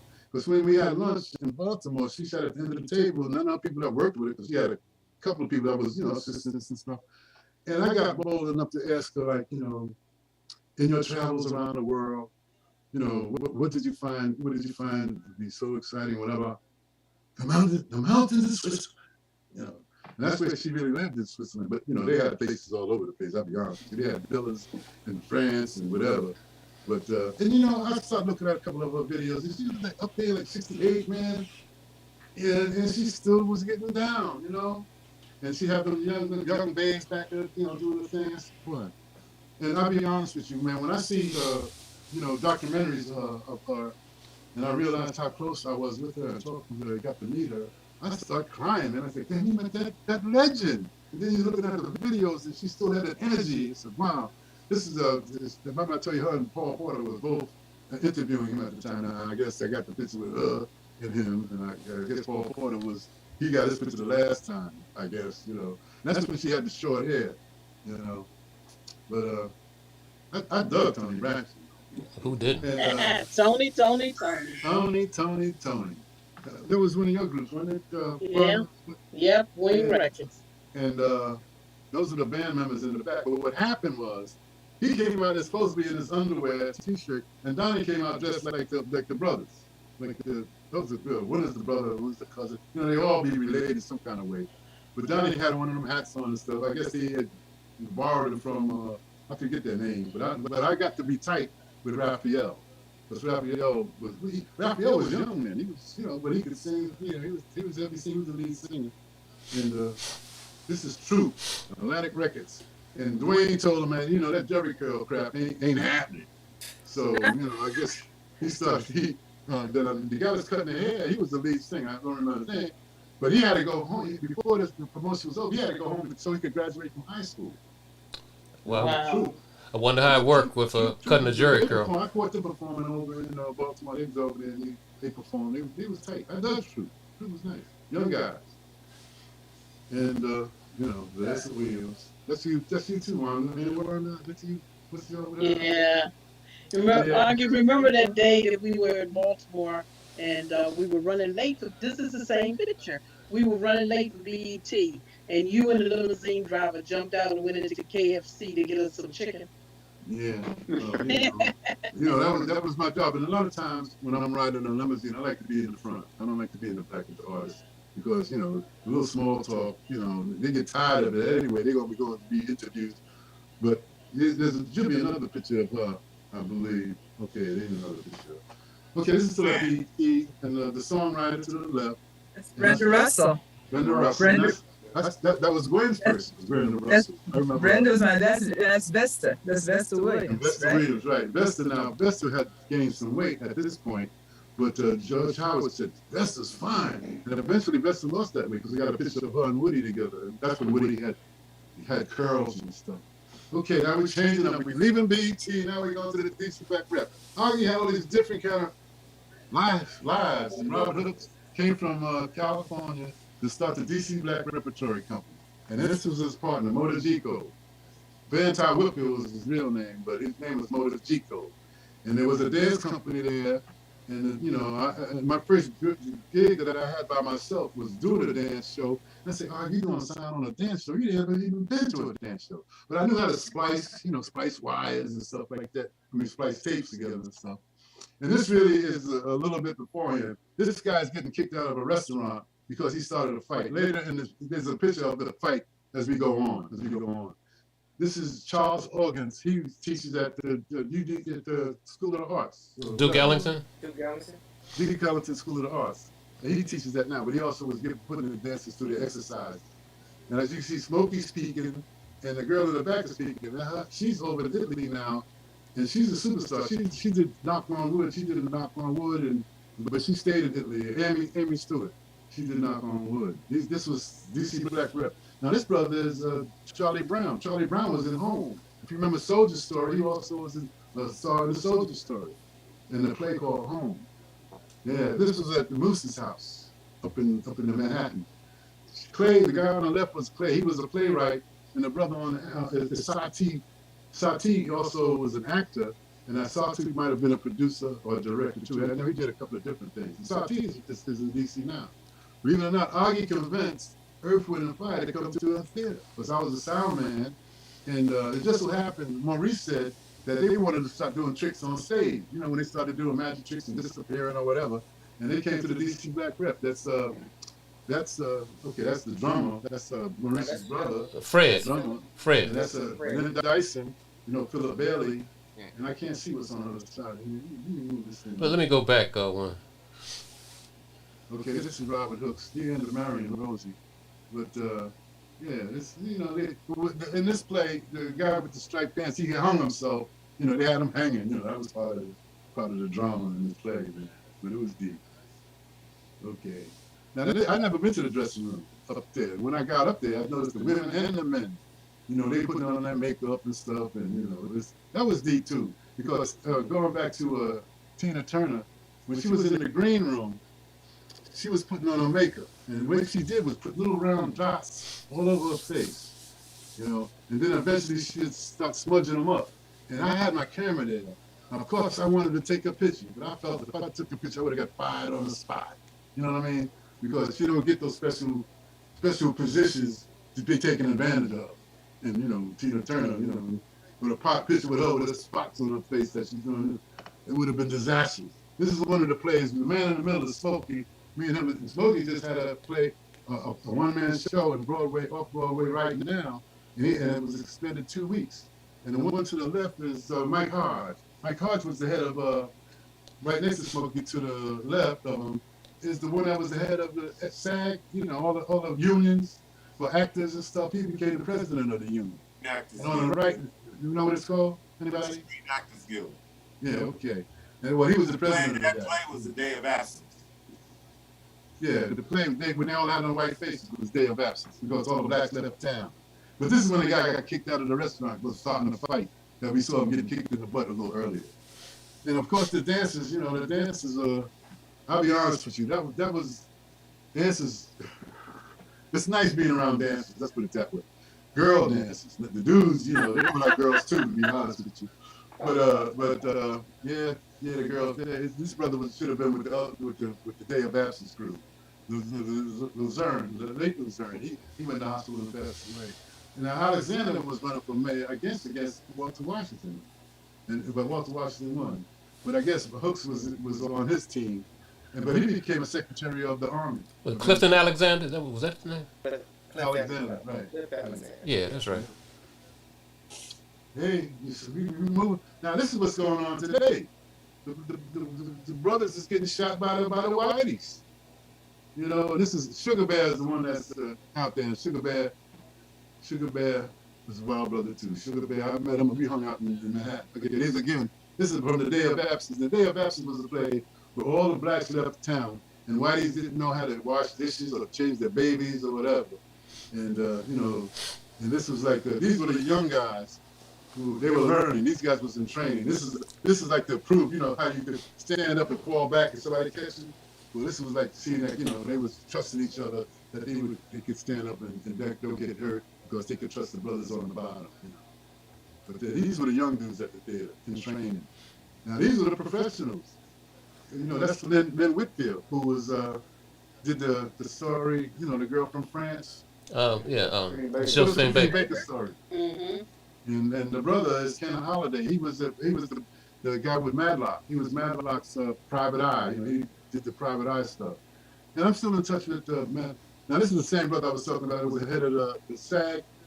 Who mentioned who he was? What's the name of that? The Actors Union or whatever. Screen Actors Guild. Screen Actors Guild. Yeah, well, he was the president, and his name is what was his name? Did I say it earlier? I got it written down somewhere. But he was the president. He was one of the guys in the theater. And being a sound man, now I'm really a sound man. I'm not really a photographer. So when you see a show every night, you sort of know when to take a picture. Now, I don't think that's nice, shooting up somebody's dress like that, because, that's uncalled for. Women, that's why they cross their legs. Okay, Oggi. Now, this is 300 in the Rock. 22, they gonna hang you. This is 300 in the Rock. Bernice Reagan was the head of the group. She was hired by Robert Hooks to really, give some songs, to help the actors sing or whatever, because they did a lot of singing in a lot of the shows. But she started a group called 300 in the Rock. Mm-hmm. And when this show was going on, there might have been 12 people in the audience. It was just starting out. And then 300 in the Rock got to be known internationally. And they still performing. Now we saw it in transition. We done left the theater, and now we at Neighbor. And that's the girl that opened up all the restaurants. She had one down in B. Smith. B. Smith. B. Smith. That's who that was. And now, when Malcolm X came out, there was rumors that, Betty didn't like the play or she didn't like the movie, whatever. But it seemed like there was no problem with him with Spike and Denzel, Hey man, Oggi's been blessed. This picture here. It's a great shot, Oggi. Ooh. Now, this is funny. Now Bobby Blue Man, all the guys are like boozers, They ain't into pills and stuff like crazy young men. So he saw Smash and he said something to Alicia. And you can see on the look on her face like, wow, he must have said, hey baby, how you doing? Whatever. And Felicia, she's so conservative, whatever. She was nothing like her sister. Debbie was, I was in Hollywood with both of them, but Debbie married a guy that winner Epic. He was Epic. I forget his name, but she married a guy in the record business before she married a basketball player. Now this is like again at Neighbor. We at Neighbor, and Patty's getting an award, and the entertainment for the night was Shaka. So what happened is Shaka started singing. Patty's on the podium. She started doing this. Next thing she's standing up. Next thing the shoes were flying in the air. Next thing you know, she was on stage singing with Shonda. But the pros know how to get together and get by, and so that was one of my great occasions. And I just took a shot of Denzel, which seems like he's melancholy. But this was, I again take shots when people aren't expecting it, and you sort of kept tipping the moods. Now, this brother here, one time I was working at a hotel, and I was walking by, and he was in the hotel rapping. And when I was walking by, I heard him say, "One person can make a difference." So I stopped, looked in. He said, "Just ask Rosa Parks." And that's one of the things I'm telling everybody right here. One person can make a difference. Neo. What was it, Neo? Yeah, Neo. Did he need to get his shirts done or what? I mean, was that happening at the time? Long sleeve shirts like that? I don't know. Your guys asked me. Augie was there wearing silk ones, and But then again, I have to say, when I worked at Nabob, I had a good suit. And Woody would say, "Man, you look like you dressed like a senator." I said, "Yeah, well, because you didn't see me in suits that often." Mickey Leland, this was the first Nabob I ever did. And that's Mickey Leland on the right. He was a congressman that got killed in an airplane crash. Now, of course, you see Donnie was hanging out. And Donnie's next to Hal Jackson. And the other brother, come on, help me with him. Percy Sutton. Yeah, Percy Sutton. Yep. And that Percy Sutton was really the head of Nabob in the beginning. And eventually he gave it to his son, Pierre Sutton, who was sort of like the president. But Percy Sutton and his boys, they were, and the same thing with Hal Jackson. Hal Jackson might still be on the air. He's dead now, I think. But Hal Jackson was on the air for a long time playing oldies. Now, James Brown was getting an award. You got Jack the Rapper, Frankie Crocker, Hal Jackson. Somebody help me with the other. He was an executive at one of the record companies, the one that's clapping hands in the back. Anybody remember him? I can't call his name. Okay, but he was in a record company too. He was a big dog. Who? Yeah. She said he was a big dog. Yeah, he was a big dog. He was. Really. Look how he was a bad dude. He had something in the back. But James Brown was getting an award, and this is at the thing they won. James Brown. Now, this particular set, Patti LaBelle was the entertainment, and Janet was getting an award. This was backstage. Really, in this picture also was Jamie Foster Brown was the other one, but I guess I cropped out because Patti was taking up all the attention. Plus, they were saying that this wasn't, Janet being in this picture kind of deep too, because Janet had the malfunction. What do they call Janet's thing? Malfunction? Wardrobe malfunction. Wardrobe malfunction. Yeah, wardrobe malfunction. Which most of us missed. But yeah, so Patti, Patti. Now this brother here, he got an award at the Jeffrey Wright. Jeffrey Wright, man, he's one of the baddest actors out there. But I don't think he gets the credit that's due. DC. I was telling Robin Hook that. Robin Hook said he's still working, and that's the key when you're an actor. Is working. Yep. And he was the artist, Black Swat. That's right. Yep. And then he was in the Shaft. He was the Spanish boy in Shaft. And whatever he played, he was bad into it. And I was really glad to meet him. I met his whole family because he's from DC. He went to Sidwell Friends. Sidwell Friends. Sidwell Friends. I'm gonna have to blow my nose. Excuse me for a minute. But he went to Sidwell Friends. And but his actor, but he got the award. His mother and grandmother was there. And I was like, eventually I'd like to get that to him. Ed Bradley. This was Ed Bradley and the late Ed Bradley and the congressman. Julian Bond. James Bond, not James Bond. Oh, Julian. Julian Bond. Excuse me, everybody. The record executive that nobody knew was Eddie O'J. I got a text message. Oh, really? Okay. Oh, that was Eddie O'J in the back? Yeah. The one that was back. That was Eddie O'J. I got David tightened me up with a text message. Okay, thanks, Dave. I forget her name, but she went to Duke Ellington School of Arts too. Denise Graves, yeah. She was bad. She was cute too. Her mother was my counselor when I was at UEC. Really? Yep. We all could go on Family Feud as a group and watch them. Yeah, okay. I had to put Neville in there. Neville sort of has been working as Neville works as a manager when I'm having exhibits in Detroit or in Philly. And also Neville introduced me when I did a thing at Busboys and Poets. My man, Neville Waters. Now, but Waters went to Civil War Friends too. Okay. You know? And this is, I guess, Augie was working. This is a suit. Augie had his black suit on with his little red thing in his collar, and that's when the hair was a little darker. And but that little beard was still white though. I don't remember that. But this is Augie, working, just saying like, what, how beautiful the world has been to me. Just thanking the world, whatever. But the brother in the middle, he had a reception at his house in Potomac. And the girl that's next to him, I guess it's his wife. And the other ones, I didn't know who they were, but he had a reception in Potomac for the history makers. And the head of the history makers was there. And when I got in there, I was a history maker, I guess. They gave me my little flower to wear, And I found out that the brother, I can't think of his name, but I found out that he did something dealing with the satellites and stuff. Because, the house that he had in Potomac, when you go to somebody's house and they got somebody parking your car for you, this is a bad dude. And so you give, you come out when you're leaving, you give the ticket to the guy, they come and bring your car around the front. And the sister asked me, "Can I get a ride to Washington with you?" No problem, no problem. Shaft. What was his real name? Shaft. Richard Can Roundtree. you dig it? What was his real name again? Richard Roundtree. Richard Roundtree. Richard Roundtree, yeah. Richard Roundtree was a bad dude. I saw he was cool. He was a real nice guy too. And him. He had a girlfriend. I can't think of it. She was a singer. Oh man! When she came to the Carter Barrel, he was backstage. And that's a long time ago. Everywhere you are gone. Well, I can't think of her name, but that was his lady at the time. Now I wish this picture was a little darker, but Augie's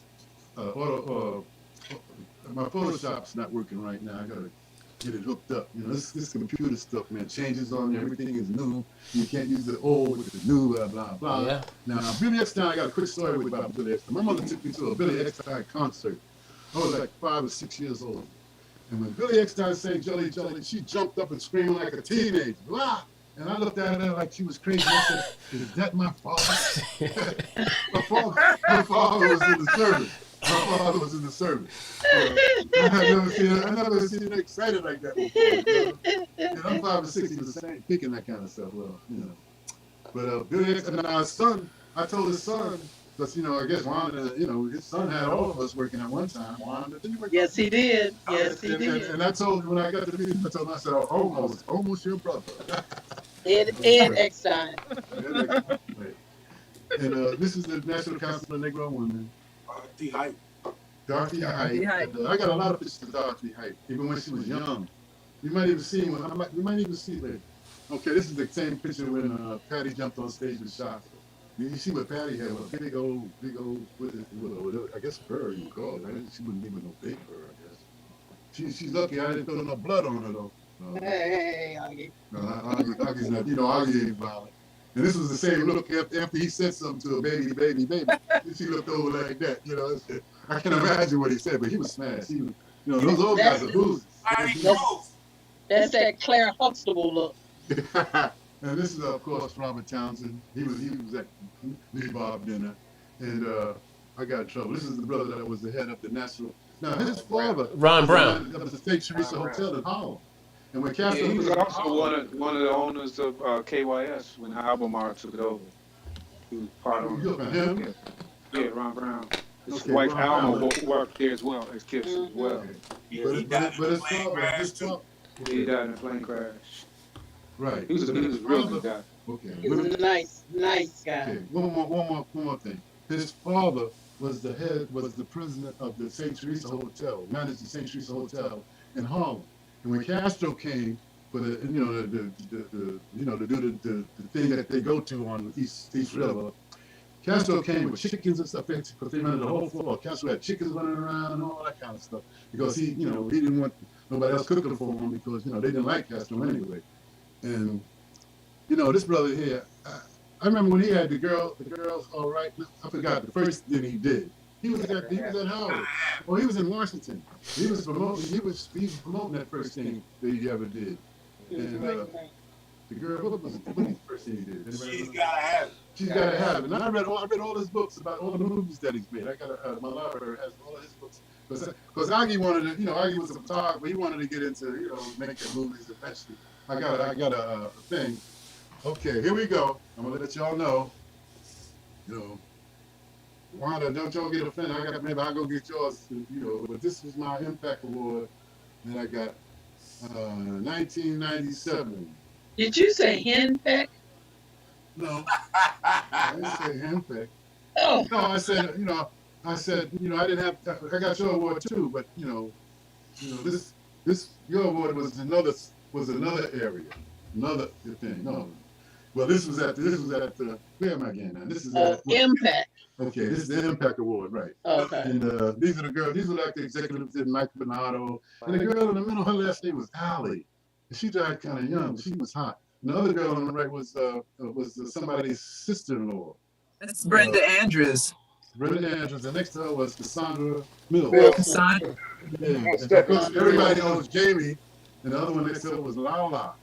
Lala was cool too. When Lala came to town, she ended up going to a place where you get her feet, whatever y'all be doing to the feet, and they took her to a place where she could, you know, get her feet done, whatever they be doing.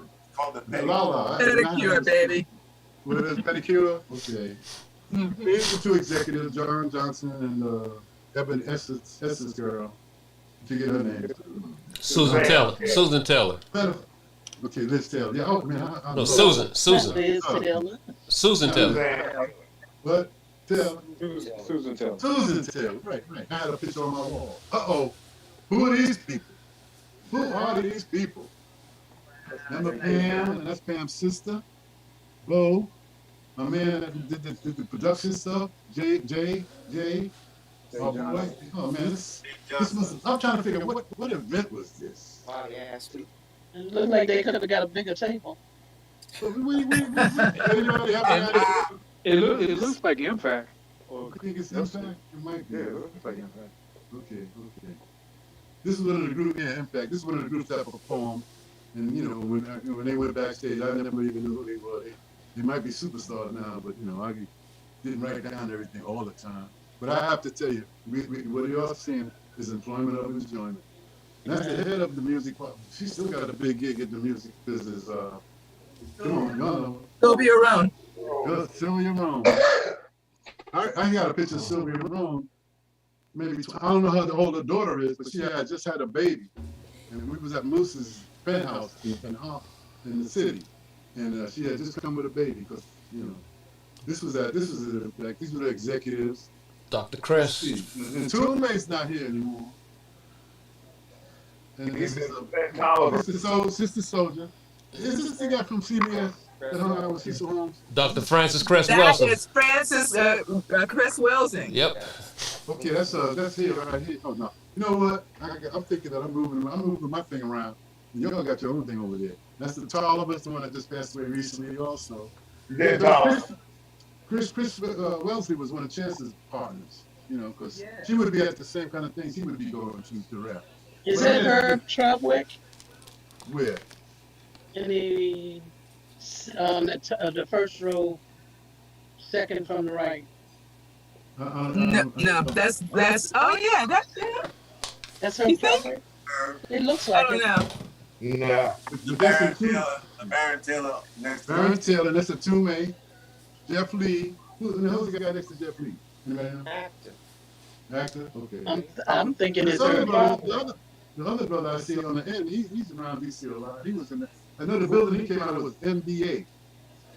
Some kind of guy in the FCC kind of area. I can't think of his name. Yeah. Hey, we having fun at Impact now. And, you know, I just telling everybody there. Ray Boyd and Terry Rossi. Ray Boyd. Bernie Singleton. Barry Mayo. Okay. Who's the other guy, the other one between, the one with the white shirt on? Nobody seemed to know his name. I know him. Gosh, I can't think of his name. What is Ron it? Ellison. That's it. Okay, I remember that. Okay. Now we're going to miscellaneous. Uh-oh. That's a great shot. This was argued in high school. You know how you put a quarter in the machine and get like 3 or 4 pieces? That's classic. High school. Argued in high school. Button down shirt. This is Augie graduating from the 8th grade. And now the reason I got this picture now, these brothers in this picture are looking at us right now. Calvin, Bernard, My boy Tom Foster died. There's Leroy and the girls that oh man, this is I get everybody in this picture. I've made sure that they got one of these pictures. It's graduated from the eighth grade. I'm getting ready to cut a cake, and then everybody was cracking up because I had a vest. Yeah. Augie was cool. Mom's always looked out for me. Man. I was a spoiled child in a way. I thought I was the spoiled one, but she said she treated all the kids the same. H.U.R. Tina Turner. Well, Lorette's gone. Rest in peace, Lorette, and the other sister. Pamela. And Pam. Yeah, Pam. Other than that, everybody's cool. This is Augie's first exhibit. Big Luke. Big Luke. Richard Pryor is holding this private. And Art Blake. You see, these are pictures when I first started. I really had these kind of pictures. And the old lady lived in my building, and she was out looking for her cats. And coming to find out the cats was in her closet. And it looked like she was hanging herself in the pole, the shadow, the way the shadow came on, And the other one, okay. Robin Holder. Robin. Okay, that ain't Robin. Yeah, it is. Matter of fact, Robin came by not too long ago and got some flicks of hers. And I already printed up. See, Robin, when I was taking pictures, I was using film. And I was printing pictures. So when she came by, I could just go into the HUR thing and pull out about 4 or 5 pictures already printed up, And she wants to come and get some water. Uh-oh. Sheila. Now, Sheila was one of the students that Andre was training. Sheila and Gwen and Milton Allen. That's why I had to dig up pictures of Milton. And also, Deanna was on there too. That was Emily Moonbeam. Somebody said they would listen to Emily Moonbeam and loved it.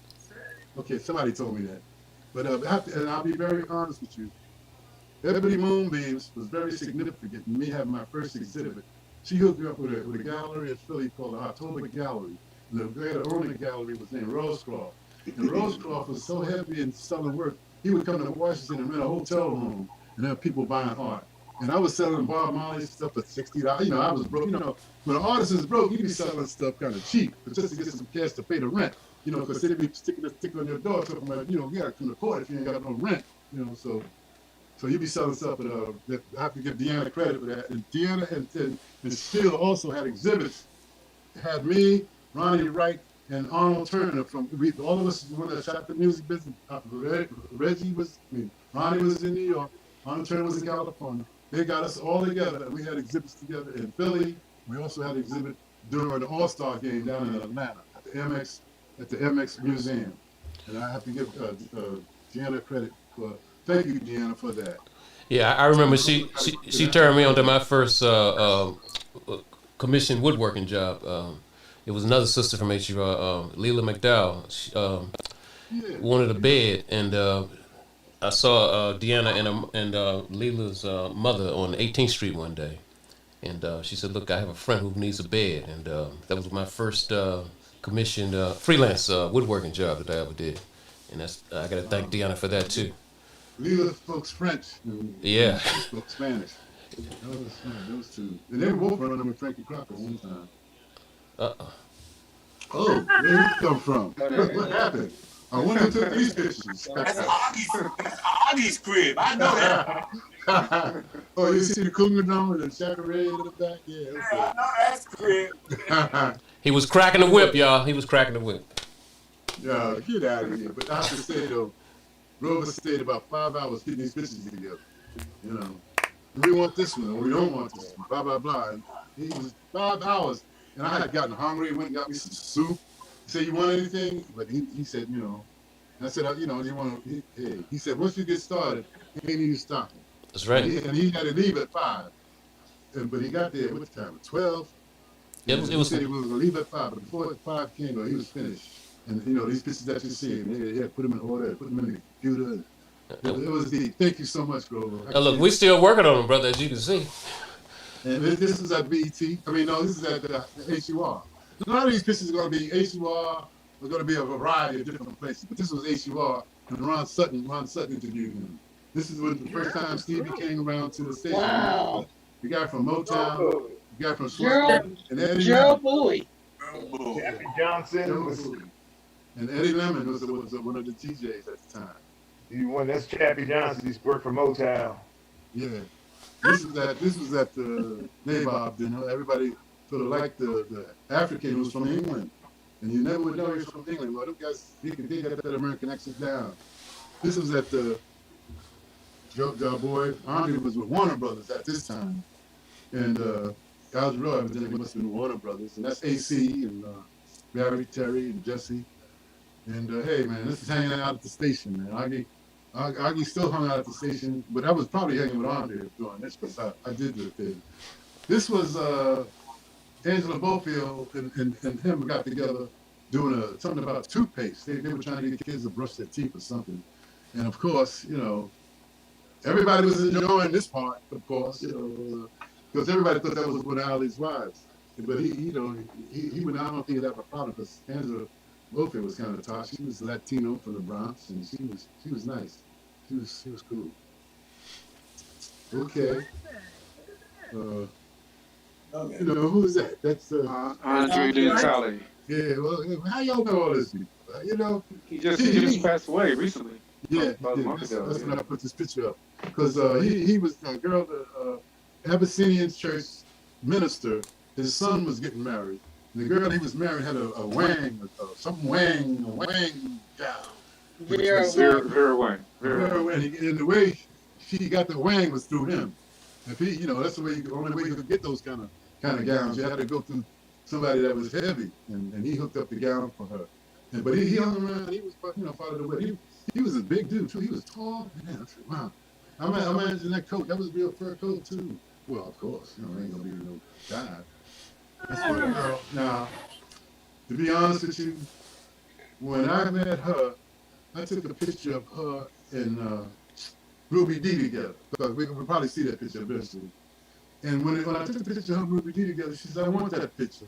I'm saying, everybody always said they want the picture. Now, when I had an exhibit in Philadelphia, this picture was like the star. They said, man, how did you light that up? And I was sitting in the audience, and she was doing her thing. She had one of them see-through things. She had them nice little hips shaking kind of thing, And, That's a great picture. Yeah, it is. Yeah. That's classic. That's definitely a classic. She's just singing. These are the sounds of blackness. Now, I have to say, this group is very important to me. When Augie gets up kind of depressed, he would put them on, and God will make a way, and whatever. And by the time the CD would get through, I'll be all ready. I'm ready to go. The blues would leave. And this was, shit, I was running around Harlem probably, and, Red Fox was performing. So, that was a wild night. Who won the race? Hey! Woody. Linda, brother. Linda, I think is looking, and so is April, I hope, But Woody was, me and Woody were like brothers. Everybody love Woody. See, Woody's brother had gone to college and got married and stuff. And because Woody's mother knew my grandfather, who was, let's hold on. Sorry, my grandfather was a minister on the board of trustees of St. Paul's, a small college. That's why he even got a college degree. He graduated from high school with 66.8 average. But Woody's mother, because I was down here with no family, I used to see dinner on Christmas and stuff at Woody's house or Neville's house. We'd be alternate because Neville was the only child. So he would be my brother. And his mom's was, they had them little things that looked like pigeons, but it was really called Cornish hens. That was deep too, Cornish hens. But Woody was my man. I don't know if you remember. Remember when Woody got the braids and all that stuff? Yes. It was funny. Woody was my man. Yeah, I got you. Okay, this was probably a Mini Bob thing. And because this picture came out kind of nice, there was a brother who was an artist too, who painted it for me. He sent it to me. It wasn't a big one. It was small, but he liked the purple. But we got my boy. Hey, Iris Perkins. Yeah, That's Iris Perkins and Brenda Donnie Russell. Sellers. That's Donnie Donnie Sellers. Oh, now you gotta talk about the brother. Ed Sims. Ed Sims and DJ, the little guy. Ed Hines. Eddie And forgive them, And of course, Mr. Mustache from Philly. Donnie. Me and Donnie talk a lot now. He's a real cool brother. Hey, thank you guys for giving me these gigs. I ain't gonna lie. Boy, this ain't nothing but employment of enjoyment. This is August Wilson. He's the one that's writing all the plays. Matter of fact, I think Denzel is gonna do all his plays, or bought the rights to do all of his plays. And August Wilson, the Piano Man, and actually Andre's daughter, Andre Perry's daughter was around 11 or 12, was in a play that was on Broadway with Angela Bassett and the brother, I can't think of his name, and it'll come, I think we can picture of him later. And I went, Oh boy. Yeah. I bought a tuxedo. A friend of mine bought in New York, bought a bag of clothes from somebody for $60. And one in that bag was a tuxedo. And I told him, I said, look, I need that tuxedo for certain kind of gigs. So he sent me the tuxedo, and I put the tuxedo on, took the train to New York, went to the play, whatever the play it was, some train, I used to have it around there somewhere. And after the play, we go to this restaurant where everybody goes after the plays, or whatever, I can't think of the name of it. And then after that, Augie gets back on the train and come home. But that day I was James Bond with my tux on. I Okay, remember this backstage pass. this was my first catalog that I did. Backstage Pass. And the picture of Backstage Pass was at the Carter Baron. And I was well, all of us was backstage shooting them, Donnie Simpson and all of them. And so when the guys went out to perform, this is deep too. When the guys went out to perform, all the photographers ran out front. And I got a message from the heavens that said, stay backstage. And this is one of my greatest pictures, Backstage Pass. And I started to cover my exhibits backstage pass. Yeah, I love that picture. Yeah, man, me too. Okay, now, this brother is Bayard Rustin. Yep. Bayard Rustin was a heavy dude in politics, but because he was gay, matter of fact, he was one of the main cats that was dealing with Martin Luther King on the March on Washington. Was it the March on Washington? Yeah. But because he was gay, he had, at that time, he couldn't. But I tell you what, he was cleaning them up. And this was a gig I did when I first started taking pictures. And I asked him, could I get a shot? And everything came out perfect, man. This is my favorite shot. And a couple of magazines wanted to get this picture from me. And I told them, I said, no, somebody wants to buy this picture for $1,000, and I can't let you have it. You got NFTs now, man. You can probably get some more for that. And you know who that is, right? Eddie Carter. Betty Carter. And I know somebody was talking about Betty Carter. She sang so many styles and ways. But what I dug about her, she would give workshops at the Kennedy Center, And this, believe it or not, this picture was taken at the Park DuPont, a free concert. Matter of fact, there's a couple of heavy pictures that I got at that concert. Now I blew this picture up real big, but it wasn't this particular picture. And Bernard Gray wouldn't let me have it put it in the exhibit because her pubic hairs was shown. So I didn't want to do that in this. I don't want nobody to condemn me in this picture. So, but Betty Davis was a wild mama, and she's the one I guess everybody knows. When Miles started leaving, skinny ties left in them suits, he started having scarves and leather pants and all kind of wild, dressed a lot funkier, a lot more down to earth. He just passed away. Yep, recently. Now this is Beyonce when she had an all-girl band, and this was taken at when Kathy Hughes had their 25th anniversary, and a lot of people came. All the entertainers, she had all them radio stations, so you had a whole lot of other entertainers was there that night. And of course, her old man was there, and her whole family was there. Her mother would be in the back, cooking her up with the outfit. And I say, Beyonce was kind of cool with me because I didn't get a chance to talk to her too much because they were leaving at the time. And this is my daughter's godfather, Big Luke. Now, another time, he might have been doing this when the priest was riding by. And the next thing I know, he was up, how he throw you up against the car, and blah, blah, blah. And he had to convince him that he owned Big Luke's Auto Parts store. And that was just his protection. Because I have another picture of him that became a poster that really went quick. This was at the National Council of Negro Women. They were giving an award to Nina Horn that night. And Bill was there. He was all right before. He's all right now, with me anyway. So, and Billy Eckstein and the guy that was the voice for Soul Train, Cody. I can't think. He was the voice that did Soul Train voice. I can't think of his name either. I should have wrote it down, but he was the heavyweight. He had to be working for something, and I couldn't give him the pencil. Now I worked with him because he had a disco record out. I who have nothing, no diamond shoulder, and we went to Georgetown to a club, and he was down there to do too. And he was going to be a classical singer. My man is going to be very happy. I worked on those. Steve is in his world right. And okay, there's Bobby Womack, of course, Jesse, but Steve St. Clair is in Washington, my man. Right on, Steve. There you go. And Steve hired me too. Steve had me working also. It was a pleasure to work with you, Steve.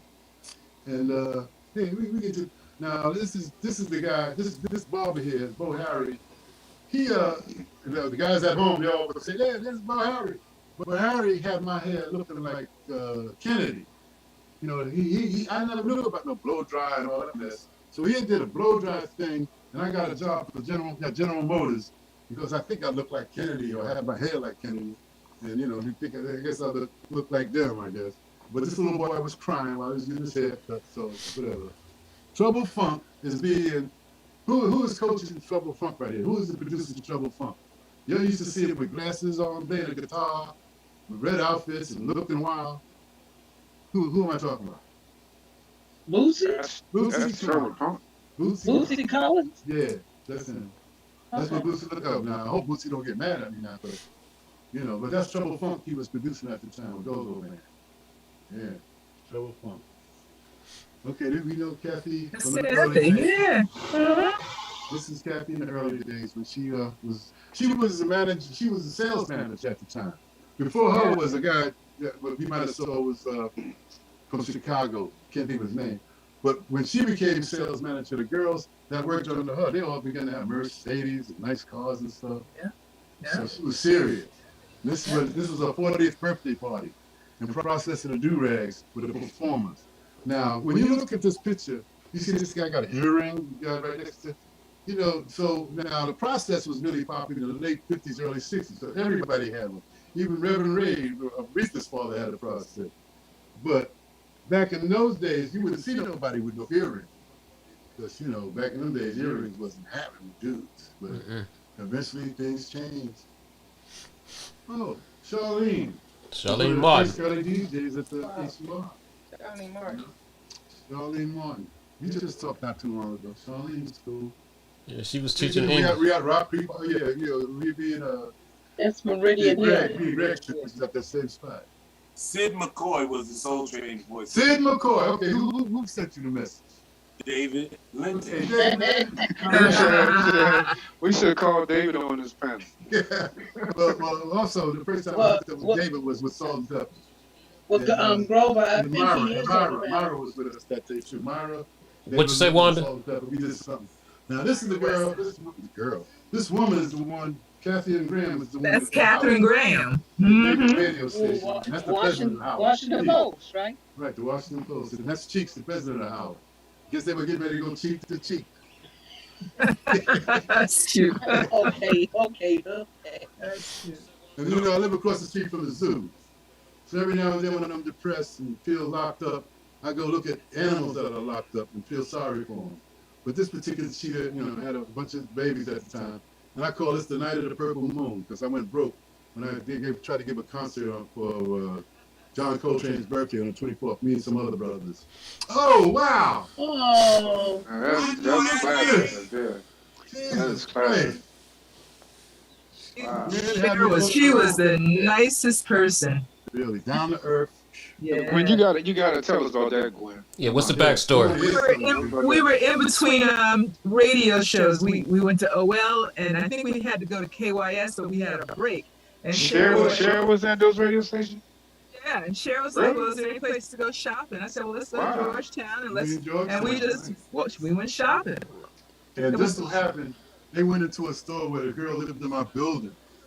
And, you know, that was like, Oggi, did you know what Oggi just the way I saw Oggi today? With Cheryl and stuff, with Gwen Franklin and all of y'all. What can I say? Everybody. All of y'all that's here was my mom and papa's. Because Oggi would always be broke with y'all, but y'all bought the lunches, and, you know, I'd be in a limousine. The limousine would bring me home. You know, and another thing about my building where I live, I've been here 40-something years. People in this building was watching me leave in limousines. They be telling me later, what happened? What are you doing today? Who are you with today? Yeah, the limousines were really open, you know, hey, I loved it. And to be honest with you, go ahead. And I was going to ask Gwen a question about Cher. Were you working a record with her? I had a record on, I think I was with Casablanca, and she had a song called Take Me Home.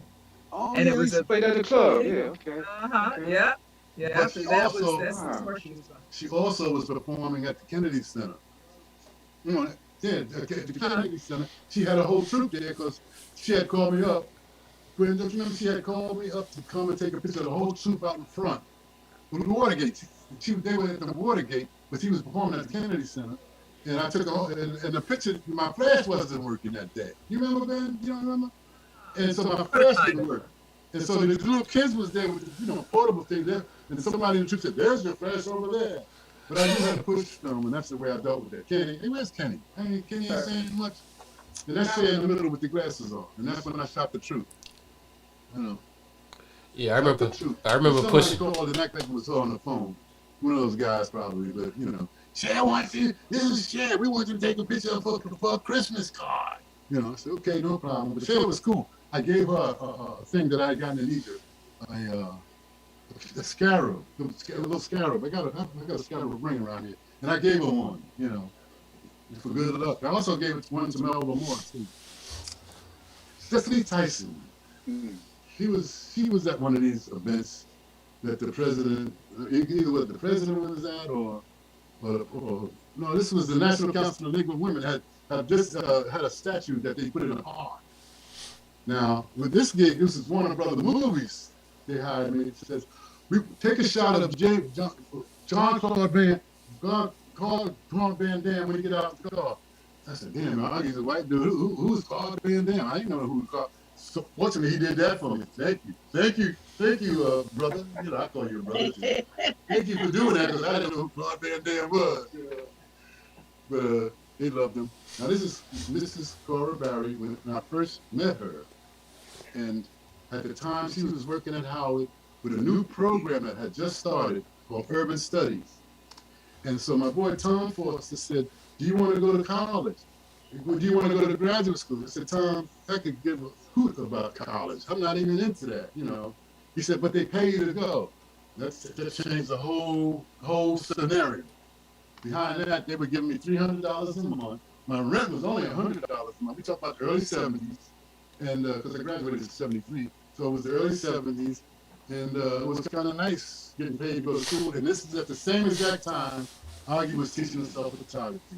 All that schooling that I had was me teaching myself photography, which became my career. But I think school might have helped. He had to read the contracts, I would tell people. And this was one of my main boys. I don't think he ever carried books either. We was at Howard together. His name is Cordy Russ, and he came out of Philly. And I just love this picture, the way it came out, man. He might have been in the corner next to a window. When you ain't got too much flash, put it next to a window. And Coretta Scott King had come down here, and there was a group from Philly that had hired me. He had the poster in the back of Martin Luther King, and she was reading his book, and how he took the picture, of course. And I've got several pictures of her over the years, because she came to Washington a lot. And especially when they would go up for Martin Luther King's birthday. The brother in the middle is George Wilson. His son cut my hair yesterday. You hear me, Akil? His son gave me a haircut yesterday because I was looking like the genius Einstein. And on the left is Dr. Courtney, and on the right is Dr. Ain't Dr. but Sorrell. Sorrell shot for Ebony and Jet, and Courtney shot for most of the black papers, the Amsterdam News, and the other one out of Philly, the Baltimore Sun, or whatever, it was black papers. But Courtney was a funny dude because Courtney, he would have something around. When I first saw him, he had something around his neck with a camera. Seemed like he did it with clothes hanging, metal clothes hanging. He had put it contraption together where he could walk around with his hands the thing around his neck. But Courtney was a character too. Matter of fact, when Courtney got older, George had hooked up, because George worked for my brother George. Now, me and him became best friends. He worked for Capitol Hill. He knew all the congressmen and senators. And whenever Rosa Parks was coming into town, because she worked for Congress, he would call me. And I would go right downtown because Rosa Parks was my hero. And he also hooked up, when Courtney was retiring, he hooked up the congressman to give him one of those proclamations. And George had hooked that up. George was my man. He passed away a couple of years ago, but I might tear it up. He was my man. Well, Matter of fact, just to make a long story real quick, we went to a benefit for the it wasn't a benefit, it was a dinner for the people that did the Olympic stars. And the girl that ran track was there. from Tennessee. Come on, David. Who Flo, was she? Flo. Flojo? No. This was earlier before Sojo. She was like the baddest in track at the time. Long ago, regardless. She was there. Floyd Patterson was there, and You're other not talking about women Wilma were Rudolph, are there. you? Huh? Wilma Rudolph? No, couldn't have been. Florence Griffin Well, she Joyner. could have been, Florence you Griffin know. Joyner. She was a heavy in track, but I got her signature and everything. I just, I'm going blank on her, but she was the first one that kicked butt in track. Black chick with the Tennessee. Come on, David. Florence Griffin Joyner. Okay, get your phone out, somebody. Okay, Okay. and well, we can go. But George was my man. Before we go on, let me ask Kenny a question. Kenny, did you have one of those Vivitar flashes? You know, all the photographers pretty much had that flash. Absolutely, man. I absolutely had that bad boy. What was that? The That 283 Vivitar? What was it? 283? What was it? That yeah, model? 283, the 283 Vivitar. Yeah. I still got mine up on the right and back me up on the middle piece. Yeah, I got it around here somewhere. Yeah, that was the one at the time.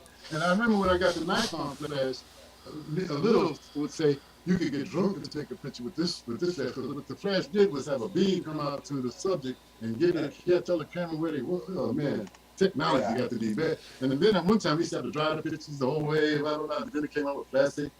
Yep. But this was Oggi when Kathy Hughes was named.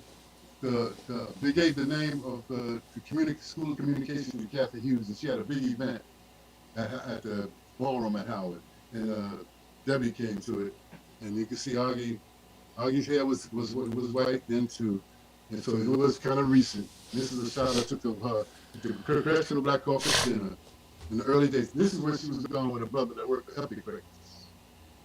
I can't think of his name. This is the picture I was talking about. When I took this picture, Angela cracks on me like, I want that picture. I said, yeah, right. Everybody says that. But one day I came home around 10 o'clock. I don't know where it was. See, when I go to galleries and stuff, I usually drink a little bit of wine, And so I came back home and I sat down, I was laying on the couch, and the phone rang. She said, this is Angela Bass. Oh, how are you? What, really? That kind of thing. She says, I really wanted that picture you took of me and, come on, I'm going blank here. Ruby. Ruby D. I said, okay. I said, but what happened when I first got it, when I first saw it, I asked her, did she know Kiki Shepard? Because actually, Kiki lived downstairs. And all the black actresses, they all go out for the same, gigs. It's, whoever gets it, whatever. So she knew Kiki, and she got my telephone number from Kiki. And when she called me up and everything, so I definitely gave her a nice frame picture, and really nice. And I sent it to her PR people, and she sent me a Cartier card thanking me. Yeah, I worked with him. He was a deep dude too. Dennis. Well, he's doing the shorts things now, but he also had a movie where it was army guys. The unit. Yeah, the unit. He was a cool dude too. He was nice. Well, everybody knows the brother here, superstar. This was all taken at Nabob. Yeah, this is Congressman Gregg. Desmond Tutu is getting ready to have a fundraiser that night. But Congressman Gregg is on his way to Atlanta, so he had to get his award. It looked like a nice trophy, don't it? He got his award in a hotel room, and so what happened was they were standing in front of a bathroom. So I asked them to move over. They were posed for the picture, and I asked them to move around. And so so Desmond Tutu says to Congressman Gregg, since when does a photographer tell us to move in the middle of a presentation? And so Congressman Gregg said, I guess they got it like that. Did we miss a picture here? That was a nice picture of Desmond Yeah, go back. So, very nice that's Oggi. You must don't know who he is. right there. That's a very Desmond nice Tutu. picture. Yeah, Desmond Tutu. And he was protesting in front of the South African embassy. Now, the party of the girls that we take a picture of, it was the Men in Black party. They flew me up to New York. This is the kind of lifestyle that I guess women wanted. They flew me up to New York. First of all, a car comes and picks me up and takes me to the airport. I get on the plane. When I get off the plane, there's a car with my name. Saying, oh, okay. And then I get a ride to the hotel. And where the performer was on 57th Street at one of the clubs, but it was up the street from the Motown joint. And so, they went around there. I'm taking pictures. So this girl group coming on and take one picture of them. I knew who they were. And then one day, I'm looking at that was a couple of years later, I sort of recognized the one next to Beyonce on the left. Somehow she looked familiar to me. So then I blew up the picture. I said, oh shit, that was Destiny's Child. Oh, they were taking 1,000 pictures of them. But I didn't know who they were at the time. And, but they did have a record music in a Man in Black movie. And that's why they were there. And this is Oggi loved taking these pictures, loved the women. Deanna Ross was kind of stuck up, but everybody else was down to earth, man. Really were. Even Lena Horne was cool. And when I took the picture with Lena Horne, man, I put my arm around her like I was with her. Because my daughter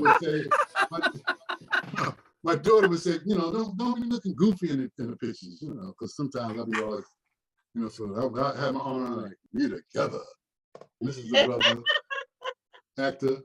Come on, what's his name? Give me his name. Don Cheadle. He's a bad dude too. Yeah. I've been enjoying this. Okay, this guy's looking at this too. This is Doug Mayfield. This is the guy I would call up to cry the blues with. I even call him today. And Doug Mayfield was one of my partners in New York. He eventually moved to North Carolina.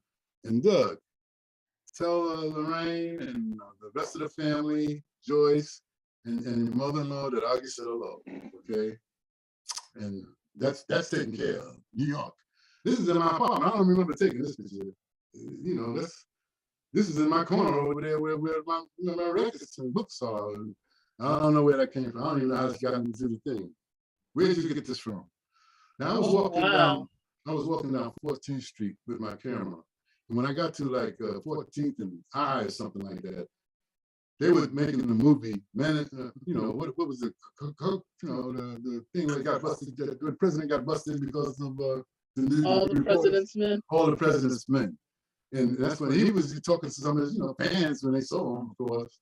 And I got that picture, Dustin Hoffman, my man. Now, when I first started taking the pictures, it began in the area of North Capitol and K.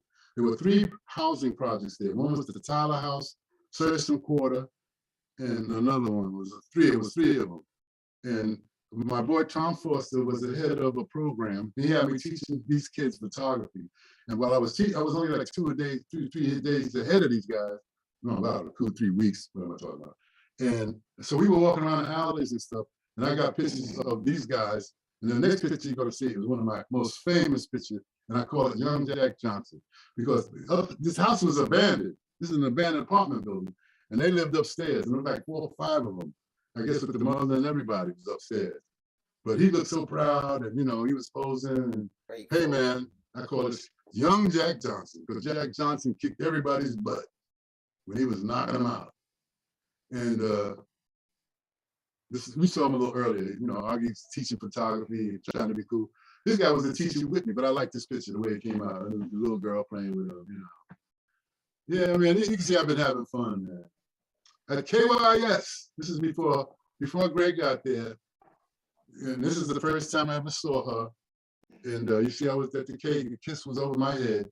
And I guess Oggi must have put the time on and got in the picture. Matter of fact, Pam's sister was a singer. She was there at the same time. Julie Hall. Yeah, Julie was there. That might be Julie's hand sticking out like that. Now, other photographers might get jealous because Oggi's with James Van Zee, the famous James Van Zee, who shot all the pictures in the early 20s. He's the one that shot Marcus Garvey coming down 7th Avenue in the car. And he also shot a lot of heavyweights back then. James Van Zee married a girl who I started Howard with. She was 34, he was 94. He went to Howard and got he got an honorary degree from Howard. The next day he went to Howard Hospital and died. Oh man. Wow. Yeah, that went down. Wow. This is Ellis Hazelwood. Now anybody from New York might know Soul. This is Ellis Hazelwood, who was the only black kid that had a TV show. And he's the one that the first time that Patti LaBelle, Earth, Wind and Fire, the Young Poets, this is the first time that any of them was ever on television. They were on radio, but not on TV. And this show was called Soul. And this is Lena Horne, of course, my girl. And what happened was, oh, there it is. Okay. Well, he started the video Soul, and I went to the show a couple of times. He did me a favor too, because he was a friend of a guy that I used to live with. and you know, video sold. So we was at a club called Opoo's, and that's where all the models would come, the gay guys and the models and stuff. So you know, it was beautiful eyeballing. Okay, now Oggi not only did well, it already filtered. I act like I was with her though in this picture. You know, my daughter said, "Don't look goofy." And you see, I ain't looking goofy. I was looking cool. But the picture probably would evidence I was looking goofy though. You know. Yeah, Lena Holmes. She was my idol. There's no sun up in the sky, stormy weather. Now this was my partner in crime too. He's a Sag. He was from Birmingham, Alabama, and he knew a guy I went to Howard with, Amos Gordon. And you know, he told me Amos had a store and was a Muslim. But you know, now him and David Ruffin was entirely different. David Ruffin was wild and crazy. He was always laid back, but they was boys. They was boys like that. And this, when we was going around, it was him and David. They must have had a record out of something because I was with Snooki. Snooki was at the time, and Snooki was having a hard place to take him because they, you know, they was has-beens. You know what happened? You know how you guys treat the has-been in the music business. And so, you know, Snooki couldn't take him nowhere, you know. And this was, you know, he came out with a record, party all the time, party all the time. And it was one of the times that I did sit in the back. And this was one of the first times, because this is in the early days. And I sat in the back, and he was sitting between two of his managers, and Freddie Richardson was sitting next to me.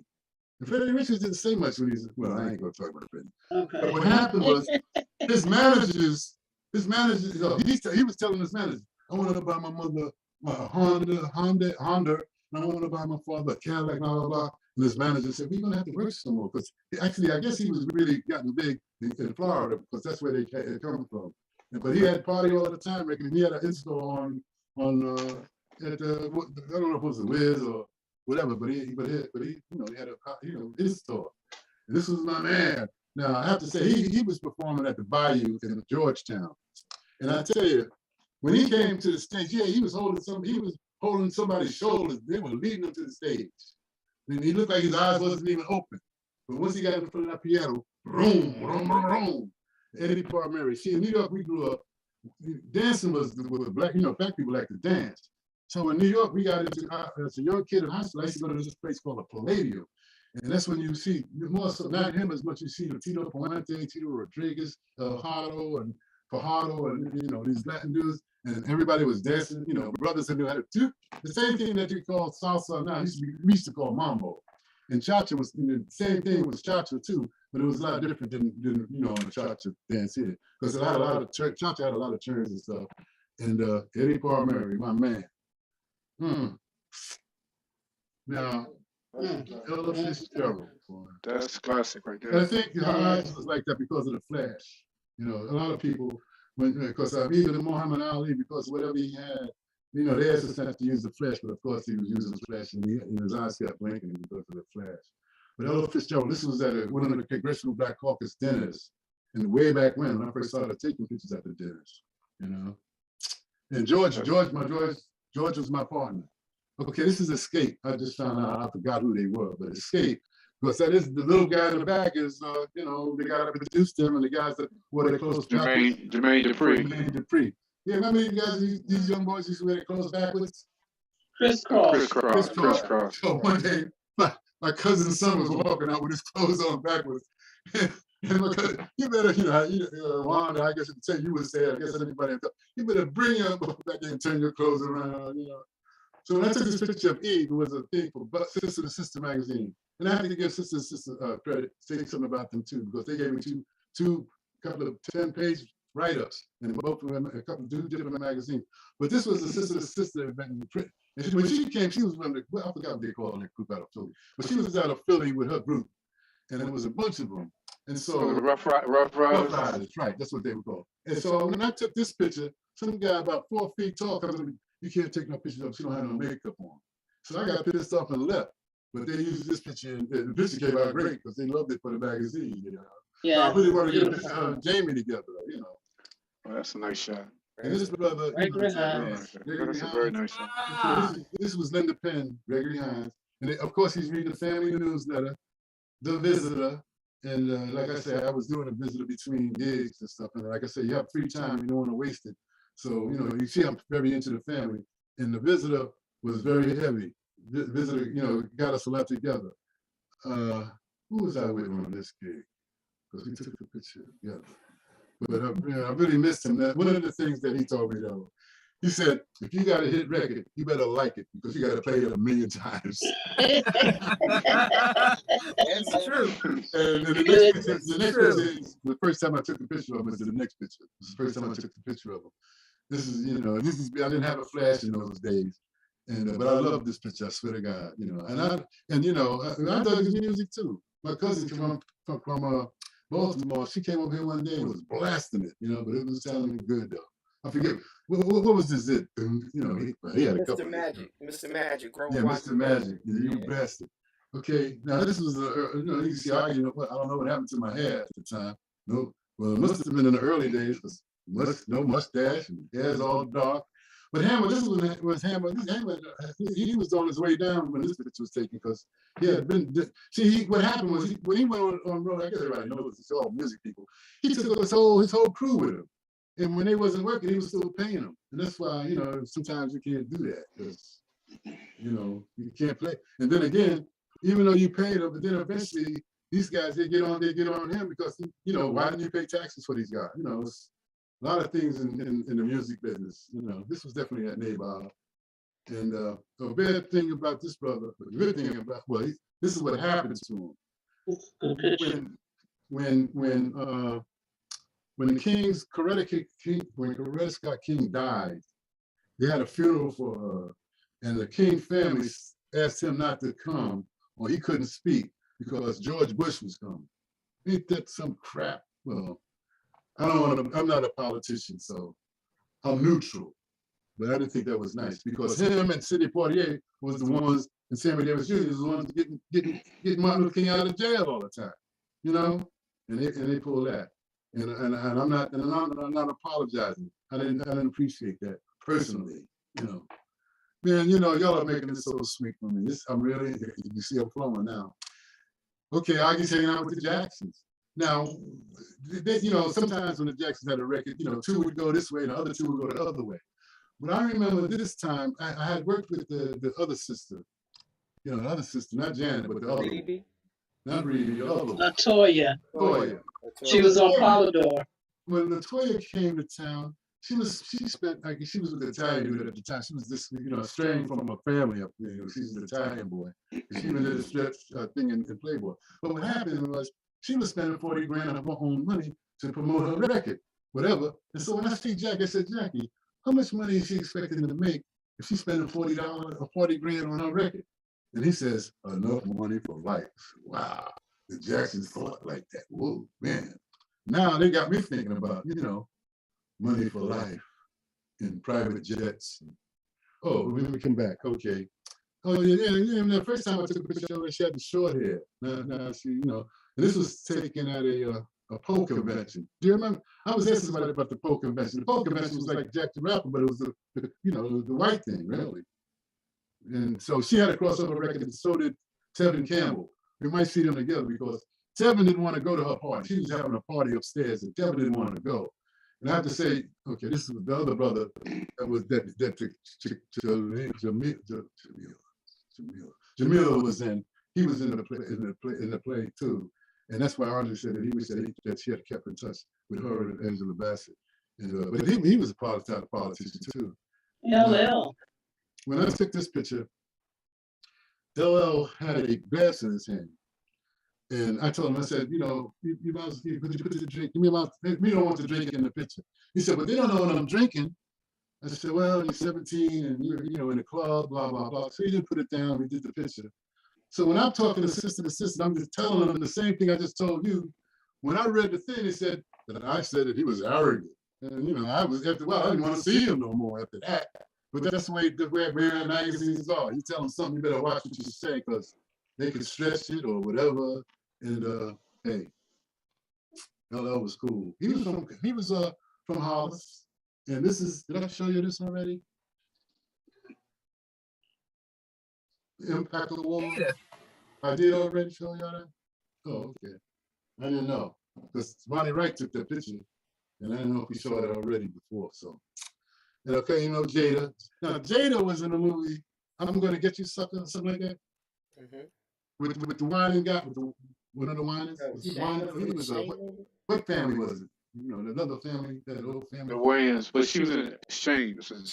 Shane or something. Whatever. Silk was Silk had music in that particular movie because Silk was in the background. Silk was with her, and so was the brother, you know, the older brother of the, what was the name of the film again? Keenan Wayans. Wayans, the Wayans, right? Wayans. Yeah, the big Wayans, the older Wayans. I guess he did that movie. Now this is Jamie at the old studio, the old BT studio, River Road. And we came late. Melvin and them came late, we was with Linda Penn. And they came there late, so Johnny had to stay on a little longer. And behind that, there was a rule that from then on, I guess all of y'all know, y'all had to be at BT at least an hour early.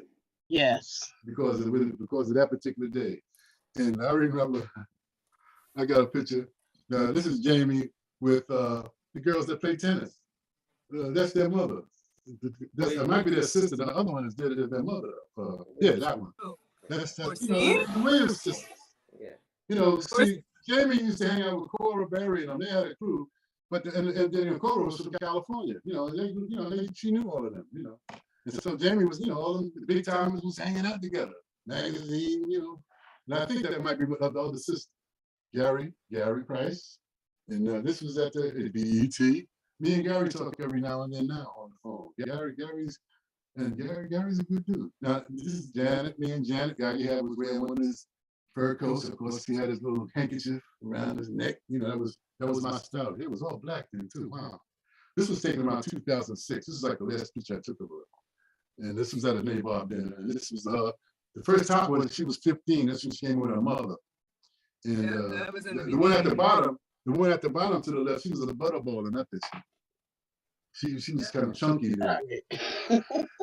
And you know, this girl had a record out too, and she was like a diva in a way, you know.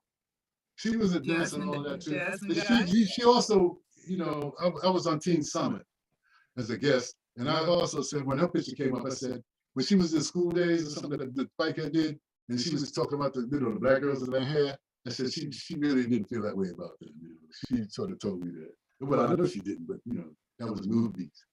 This is Jim talking to the Sheiks, telling them about I guess how the antenna works. This is when, you know, I guess Captain Graham had given them the antenna, and but Jim was a genius, man.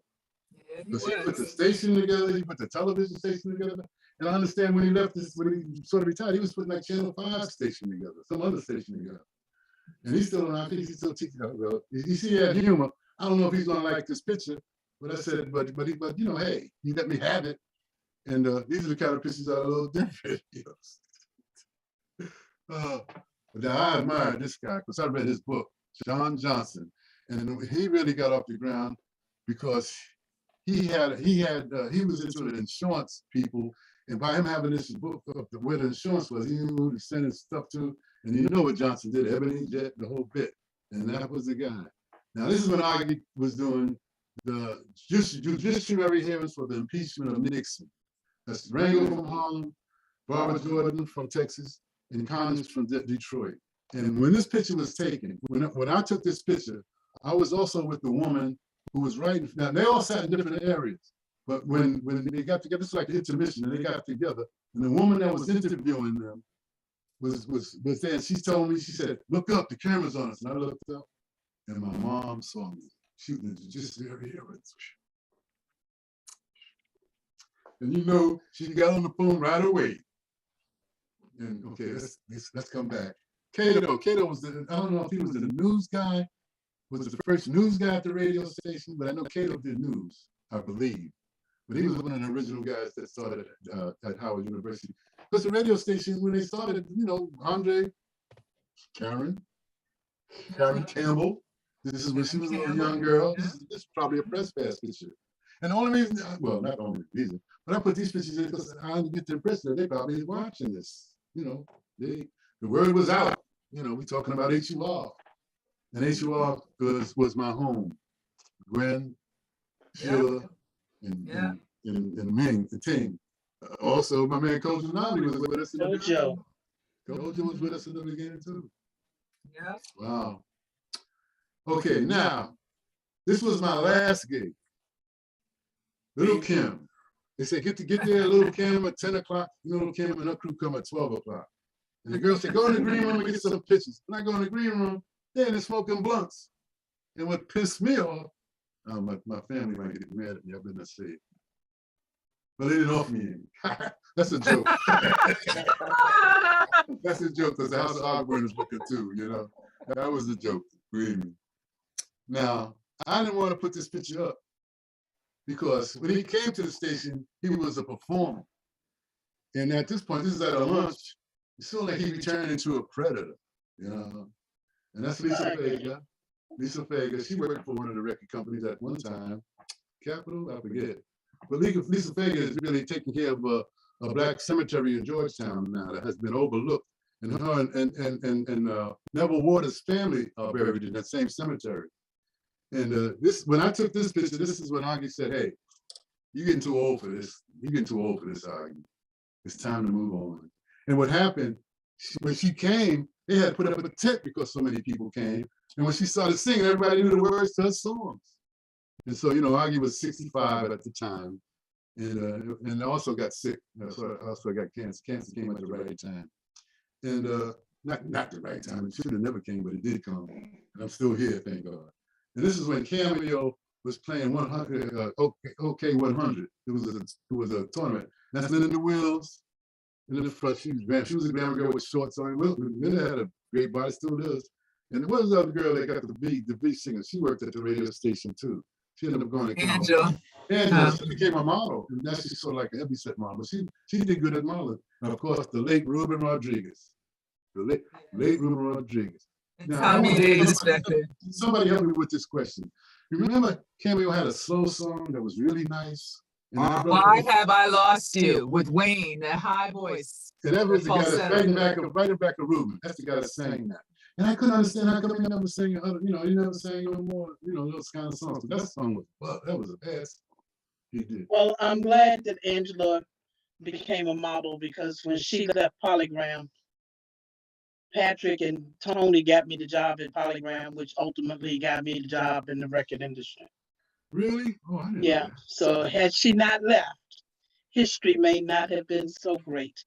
And the brother in the black, the tall brother in the black with the glasses on, he was a baseball player for professional. Tommy Davis. Yeah, he was Tommy a professional Davis, baseball player, right? So we were trying to promote Cameo, so we just made a promotional basketball game. We tried to get a record on OOK and KY any place we could. So we just did all kinds of promotional events. And this was a basketball game with Wook.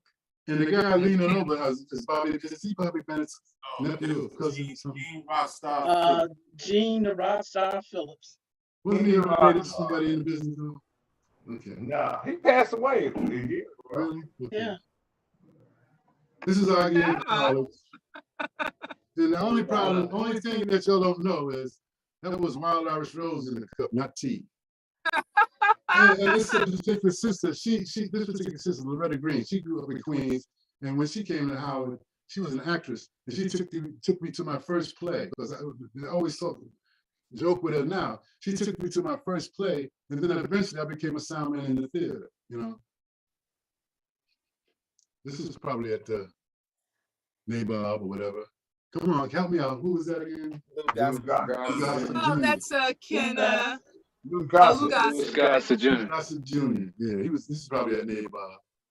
Oh, there's Linda Penn with the Temptations. And that's when Ollie was singing with them. Treat her like a lady. Ollie was a real cool dude, and Linda Penn. And actually, during the same time, Otis was having a birthday party that night.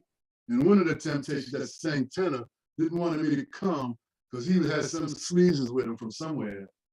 And he didn't want me to take pictures with him and his sleases. But, you know, Otis said, get out of here. My Melvin said, Oggi's coming. He's one of the boys.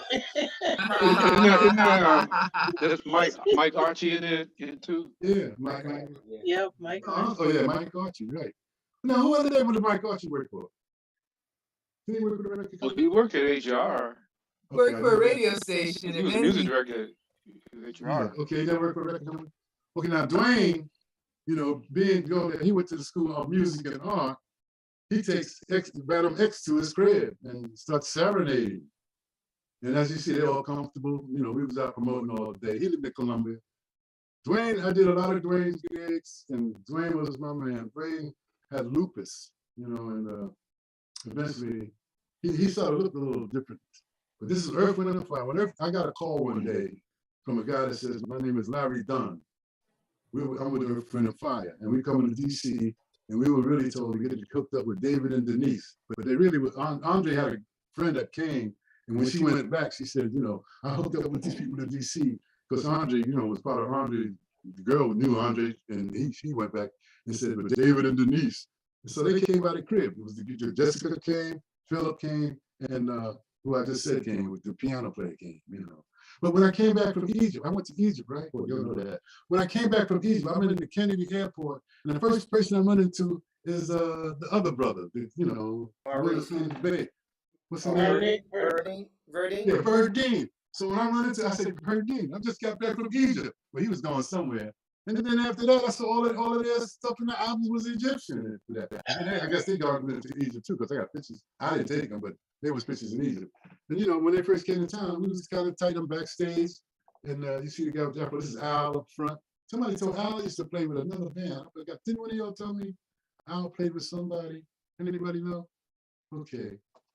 Oh, okay. I see Patrick. You go to sleep over there, but Patrick and Winger, they had a party. That was the party of parties because Rick James came to hang out.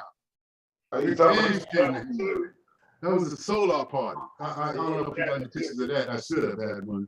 Yes, you did, Oggi, because I was celebrating my birthday, and you gave me a couple of pictures from that. It was me and Carol Willis. I got a picture with the Whispers and Solar, and it was my birthday that same night. You do have pictures somewhere in your. No, I do have pictures of them, but I didn't put them in. Oh, okay. I have copies of those pictures. Yeah, well, I know Winger definitely got them because it was Winger and Spencer. They was there. And Ray Harris. And Oggi, you and I have to talk after this because my family is from South Hill, Virginia. Also, that's where my mother was born and raised. They were the Jones. I went to St. Paul's. Wow. Amen. We'll talk after. I guess everybody knows who this is. The stomach with the stomach hanging out. Oh, Gregg? Yeah,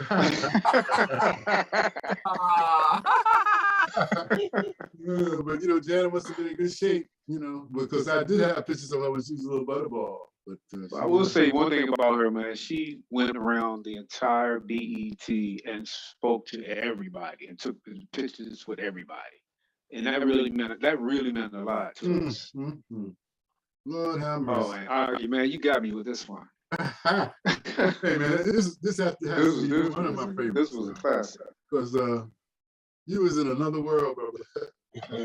and Gregg is basically shy primarily, But Gregg, and I ain't gonna. But see, like I told you, the one that told me I started taking pictures. Now, I'll tell you something else though. The girl that's right above you, Cindy. When I first get to BET, because Dwayne said you're gonna be with Cindy Vogue. So when I remember that record was out. They all had on spandex or whatever.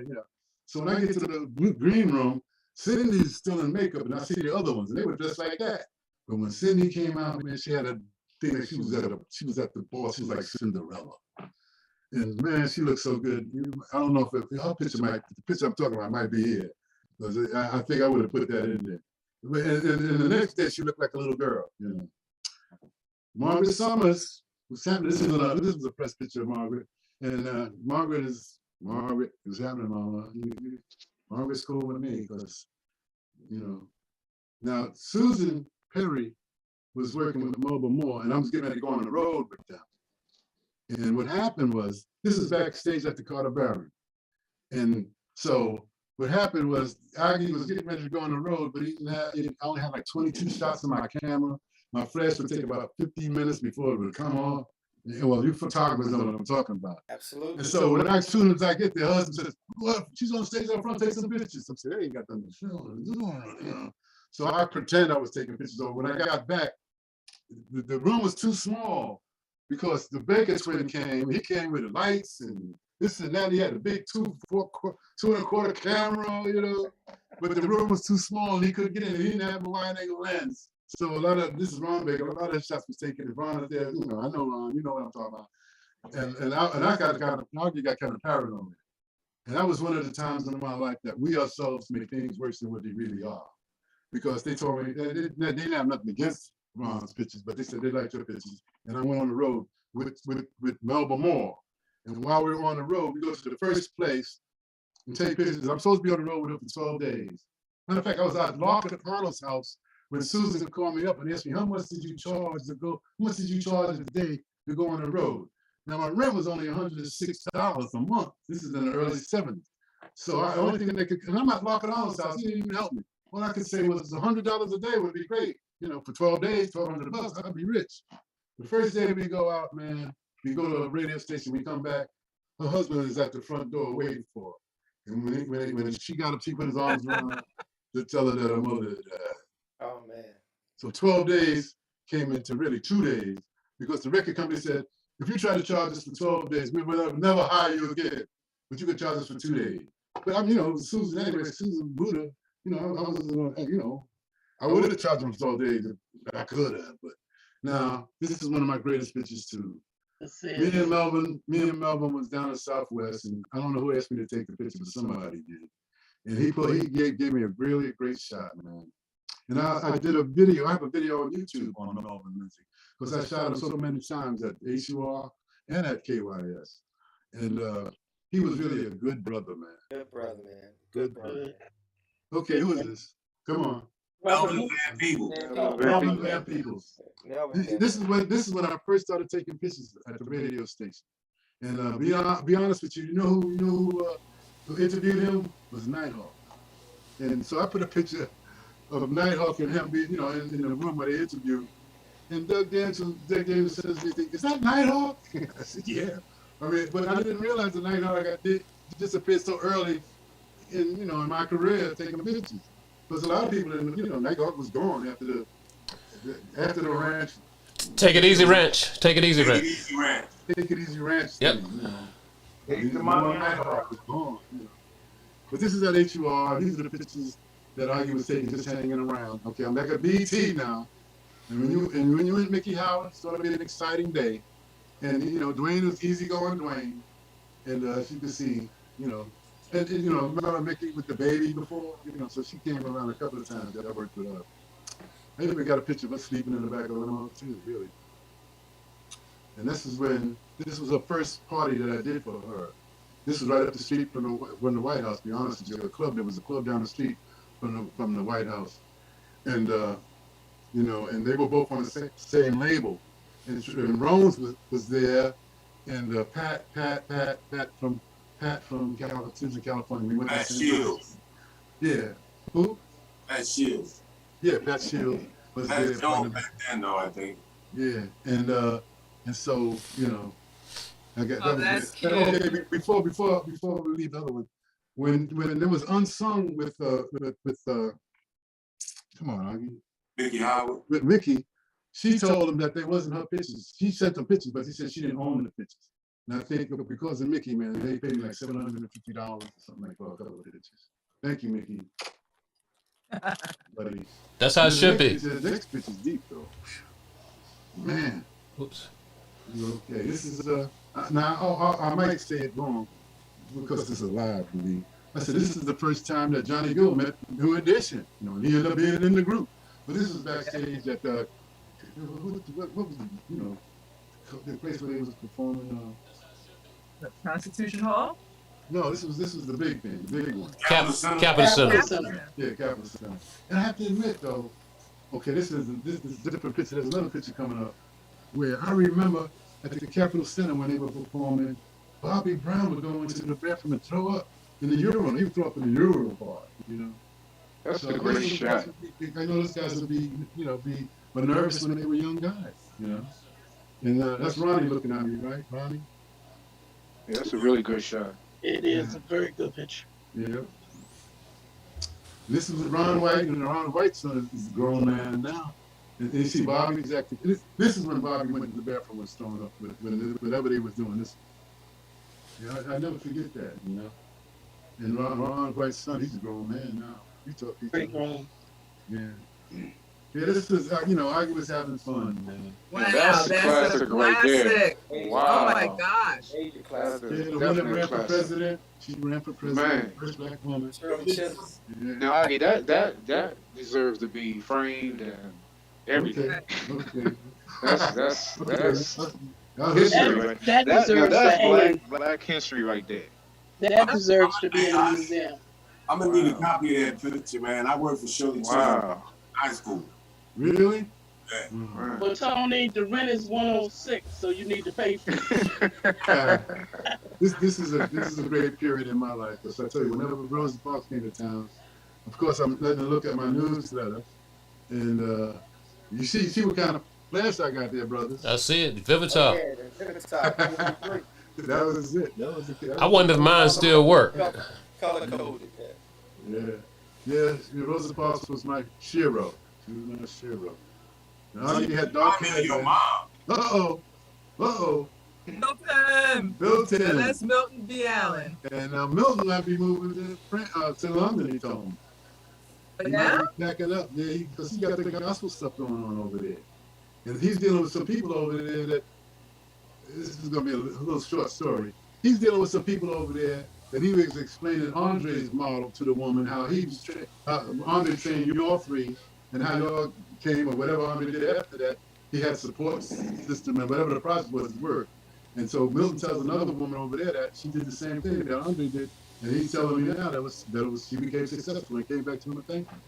And I guess, the Fresh Prince of Jazzy Jeff with Oggi, Oggi got his, he had a nice white, that was really, I think, yellow.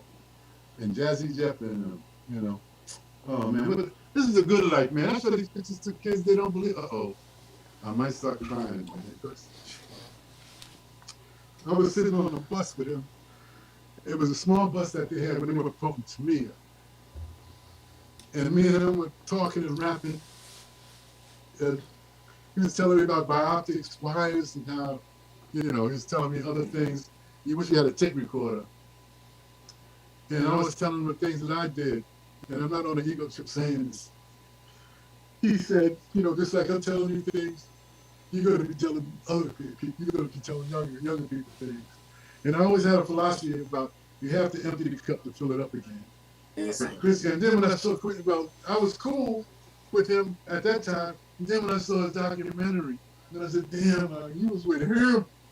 He was with that guy. Wow. Same thing with Tina Turner. Like, wow. Jackson's, wow. But hey, man, I loved everybody the same. And this brother, he has his last name is Babe, but we know it's Most Def. But this guy is one of the baddest actors out there, but he never gets the credit due either that he deserves. Bad boy. And whenever he was at my exhibit, a lot of the rappers, I had pictures of rappers, and I didn't know their names. And he spoke about that was so and so, and that was so and so, and a couple of them was from Queens, where I live, where I grew up. And he says that's so and so. I can't think of their names now, but he knew all. He was telling me all the names of the different rappers that I had. Now, this picture was taken by, had to be one of the biggest. Wow. That's the Baker twin over there, and his brother must have took the picture. But the guy to the left was the guy I went to high school with, but he fled to Canada when it was the Vietnam time, but he came back to D.C. And the guy next to him is also a photographer. I think he went to UDC. Yeah, he went to UDC. And this is Oggi, the Oggi look when he was doing neighbor. We had suits. So Oggi, one of the questions that I've always wanted to ask you, because you are the photographer's photographer, but who are some of the people? I'm looking at these guys in this picture now. Who are some of the people that you admire and respect in terms of photography? One of the things about the Baker twins, they had a philosophy that they didn't want the white boys to be ahead of them in nothing. So they had the latest equipment. Always. They knew how to, they was heavy dudes in the photography thing. And anytime I needed to get information or I would make something that I didn't know, they were very easy to give it up. So they were really, as a matter of fact, when Kathy had the big party, the 25th anniversary, I had to hire 3 photographers, and both of them were the Baker twins, and another one was Ray Llanos. Ray Llanos was out of New York. But one of the guys that I plugged into now, who's a rough photographer, his name is Darrell Todd. Yeah, the rail went to UDC. Darrell Todd is a bad photographer, man. But he's teaching photography. And then you can see that his style is beginning to rub off on his students because they're taking some rough pictures now. My family and my daughters are listening. And Darrell Todd, and of course, Gordon Parks. I met Gordon Parks. You saw me with James Van Der Zee. Now I got into all of their books. I've read it. I know Gordon Parks' story when he used to work he was doing bad. It was in a slop house, up in Chicago or somewhere. Yeah, because he was from Kansas originally or whatever. But I got to study a lot of photography, and I read James Van Der Zee's book, and also read another book, Cap Calloway's book. I don't have no pictures of Cap Calloway. Well, this is my sister. I had an exhibit. I had some pictures in an exhibit at the studio in Harlem, the Studio Museum in Harlem, and my sister came because she lived in Queens, and that's Oggie's regular look with his little scarf, and he always needed a haircut, and and living and being happy. And as a matter of fact, Bill Speed came to this, and I stayed at his house that night. Bill Speed had a section in Brooklyn. Brooklyn is really rough too. Now I did a gig for Showtime, and at the end of the gig, I got this shot of her. But with a whole bunch of people was in this gig. That's the Uggams on the left. But Lena Horne was there, whatever. But I dug this picture. That's one I have so many pictures. You'll have to excuse me if I don't have pictures of that y'all should be in. But I think we still got a couple more to go. Yeah, we got a few more. It's going to surprise somebody. Okay, Neville with Madam X. Neville. Okay, Neville. I see you, Neville. You're doing your thing. I think we got another shot of Neville somewhere. Okay, this is Niani Kinkini. Now, she's lost all this weight. She don't look like that at all now. But Niani was at the HUR with the radio station when I first got there. But she ended up at the Smithsonian. Now, this is Reed. Norman Reed was at HUR when it first began. And because of him, they came up with the philosophy 360 degrees of music. And Norman Reed is the one that cast that. And they followed that from on. Jesus. Hey, what's going on? There you go. This is one of my favorite pictures by you, Oggie. Grover and I were talking about this morning. Yeah. This So picture right here with Tony, you got to talk about. yeah. What's the backstory, Tony? Yeah, you got to talk about this. Work. Because the look on your face is like you look so intense. Like you got to get through this crowd. Yeah. Are you pulling through the crowd? One of the things that, like Oggie says, the employment of enjoyment. But yeah, I don't even remember where we were trying to get to, but it might have been an in-store station or something. But Tina was one of those spirits that she talked to everybody. Beautiful spirit. Behind her is Penny Johnson. That's Rick James' sister. And yeah, we was on the move. There, we grind that day. I don't know if we went from DC to Philly, but I mean, I know we went to a lot of places. We went to a lot of places. Run. Oggie's got a lot of photos of her. You're sitting in the back of the limousine. A lot of limousines. In the back of the limousine, and my knee is in one of the pictures. Yeah. I know you told me that. Like Oggie said, we was cool back then. That's the gray leather suit. I think I might have got that from Dash Generation. Yeah, I don't even know. Grover and I were talking about. We were looking at it this morning. We were just talking about just how intense you look. Yeah, I was putting in work. And Woody was the same way. They didn't play. Them cats when it was about business. He has a look on. He has a look on his face like it's 3:00 and I need to be at WDAS at 5. All you can play with me. Let's go. In here and out. And you see, I had about I was literally pulling her. Yep. That's what it looks like. Yeah, I wonder about Some days that. were just like that. I have to say this about Winger. Winger kept relationships with all of the people that he worked with because when she passed away, he was crying more than a lot of people because he had just talked to her not too long ago. No, I talked to her. That was the 26th of December. The last person I talked to that night was her, and the last thing she said to me is that she always ended the conversation. Love you, Winger, or love and light. That's what she used to say. And when I woke up that morning, my desk was next to my bed, and I bumped the desk, and the Facebook was up, and so I glanced at it, and I saw Tina Marie. Like I was like, Tina, stop, and I looked, and I was like, yeah, I was messed up. That was Yeah, he was. Yeah, he was. He really was. Because they Yeah. were friends. They were buddies. They were buddies. my sister. Yeah. But William sort of kept a relationship because Sade, when Sade came in today, we'd be backstage hanging out. Because he kept the relationship with those people really good. Okay. Well, before we go, You know what? I say this all the time. Two things. One is that friendship is of inestimable worth, and oh, so many years ago, all of us on this panel, God knitted our spirits together long before we even knew what was going on. You know, and He said we were having fun. You know, living and being happy. Gwen shaking her head. Gwen probably doesn't even know this, or if she does, she probably doesn't remember.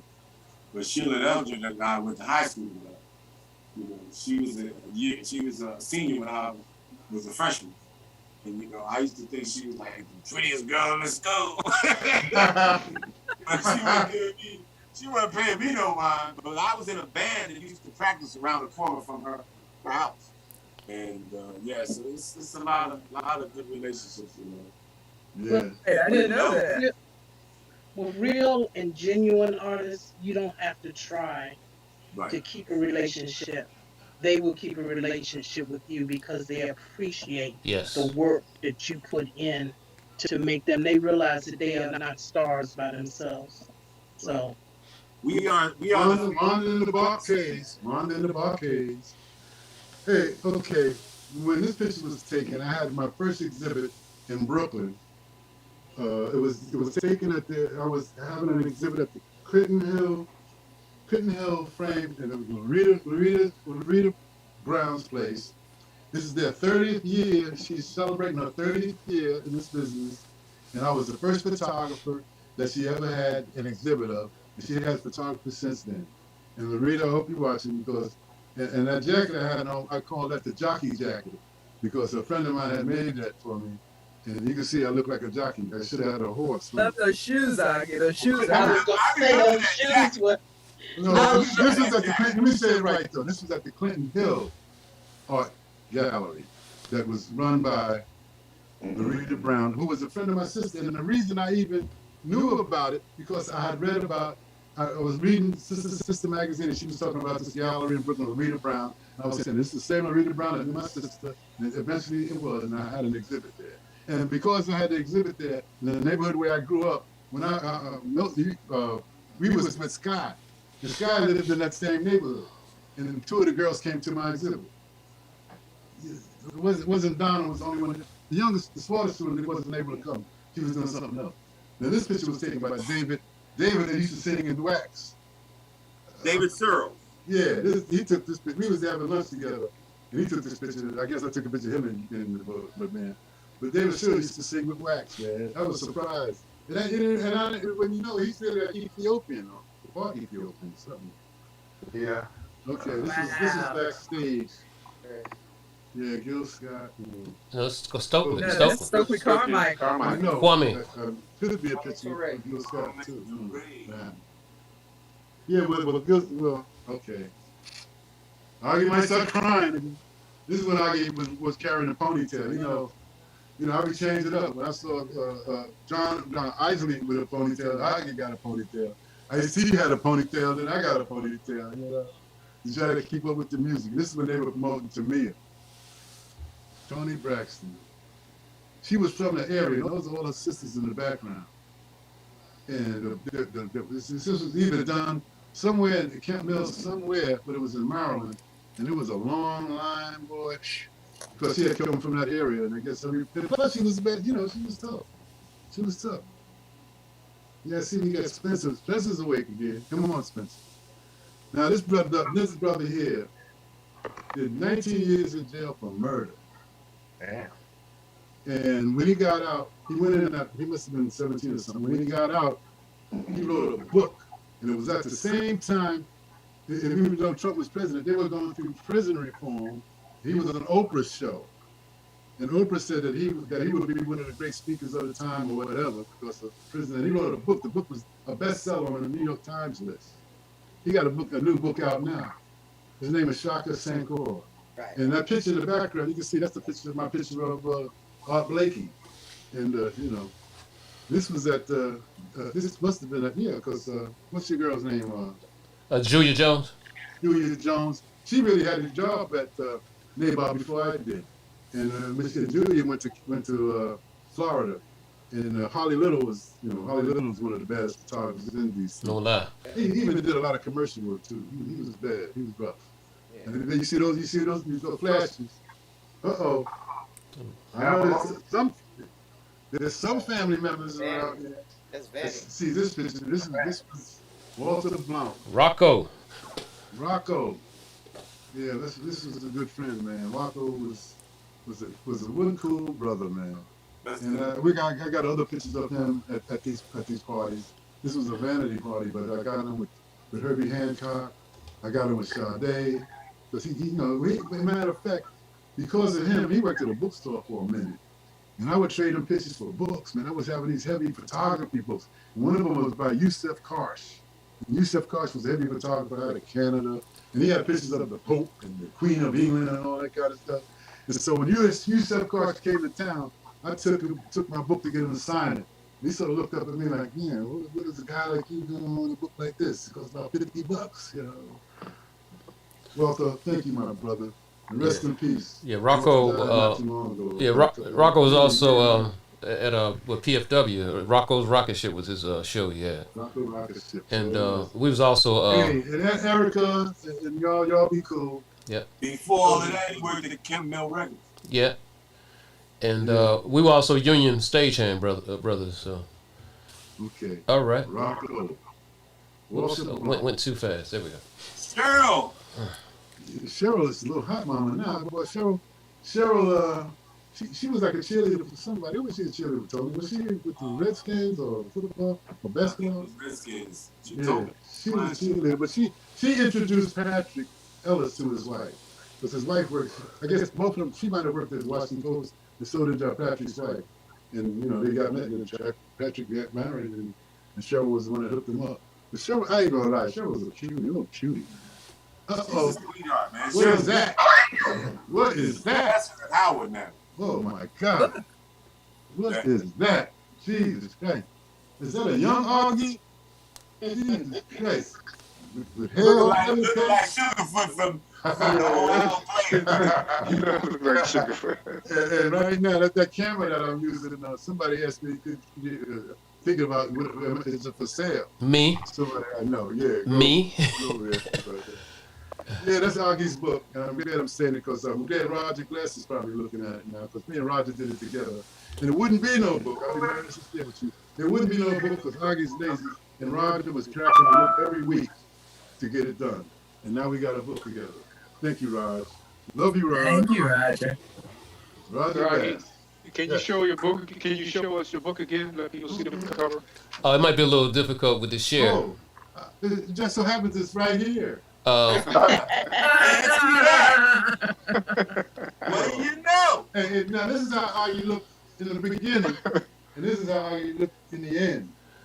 Nowadays. It's gonna be hard for me to show it. Matter of fact, this picture that was taken in the back was done by Renee McCrae, with a good buddy and a good photographer. And if you ever get a chance to get her to take your pictures, Renee, you hear me, Renee, don't you? Renee McCrae. That's a good person. Hey, what's the name of the book again, Augie? We only use that. Okay, since you asked me. What's the name? Past. Okay, Backstreet Pass. Okay. That's Ron Sutton, isn't it? Yep. Young Ron. That's before Ron really, he had a eating problem, really, because whenever we was together, we'd be eating, that's for sure. But he was my main man. We were mailmen together. And even though we were mailmen, the person that walks all the time, he still was real heavy set. And I have to say, I don't know why he came to me and said this at the post office. He said, man, you got a joint? I said, no, I ain't into that. But he was my man. We were real tight. Because when he died, me and George, I showed you George before. He was, George Wilson. George Wilson had a show called GW on the Hill. And I was riding on a bus one day, and Ron Sutton, I was passing where he lived, and he tells me, "Get off the bus, get off the bus." He was with these two dudes.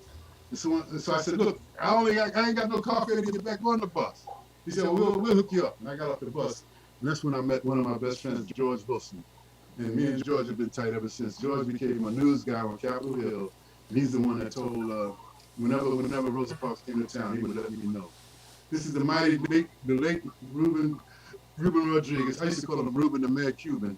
I don't know if he was offended by that, but he was. You weren't the only one. Ruben the Cuban. He was called worse. He got an award Yes, from he Impact. was. He was called worse. Okay, I got you. This is one of my greatest pictures. Like I told you, when everybody was running out front, the creator told me to stay backstage.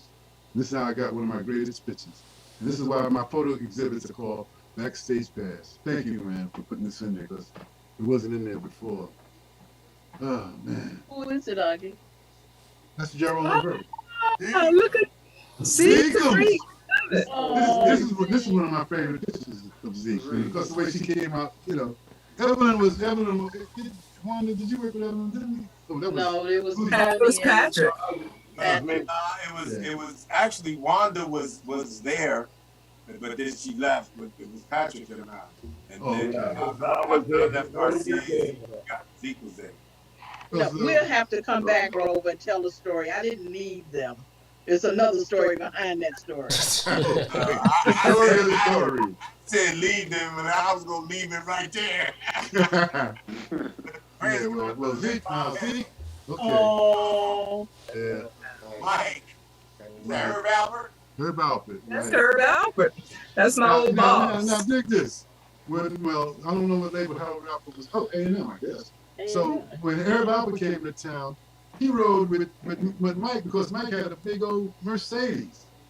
He was wondering how the cat that worked for his label had a big. He didn't ride in the limousine. He rode with Mike, believe it or not, that day. Mike, Augie, right now, Mike is saying, for $85,000, man, we can get this record done. We can get the whole country, I'm telling you. And wow. Jackie Boo, my dog. Yeah. And this is really dedicated to my boys. That left us. Yeah. So I got Joe with some short shorts one time. He was hanging around some picnic, somewhere had on these short shorts, I got a lot of pictures of Joe over the years, though.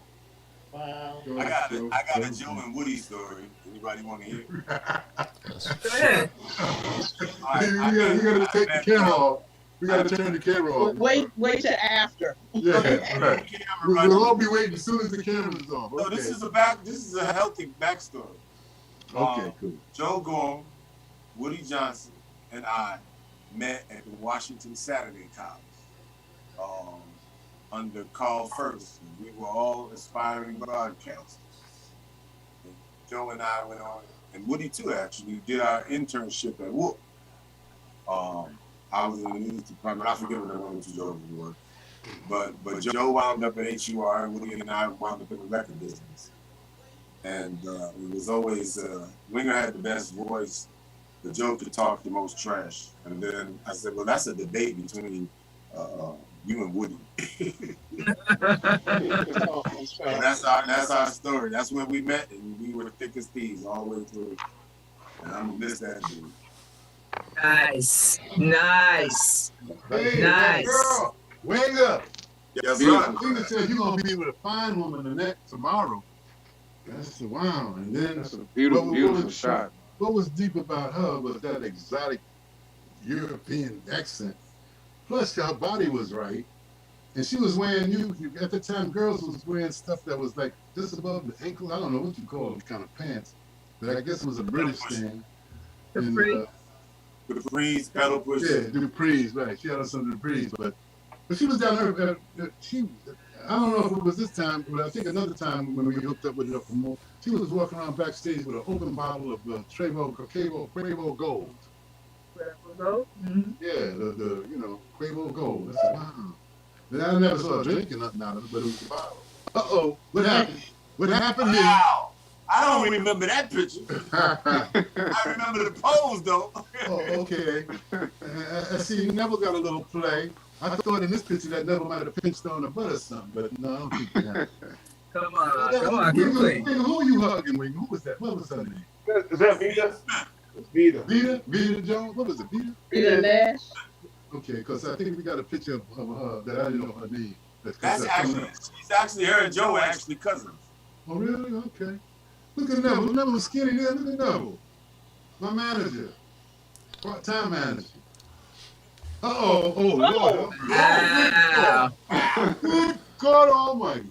Look at Julius. Look at Julius grin. You know I was 5 months pregnant in that picture. Oh, really? 5 months? Good God. What did you say, Ari?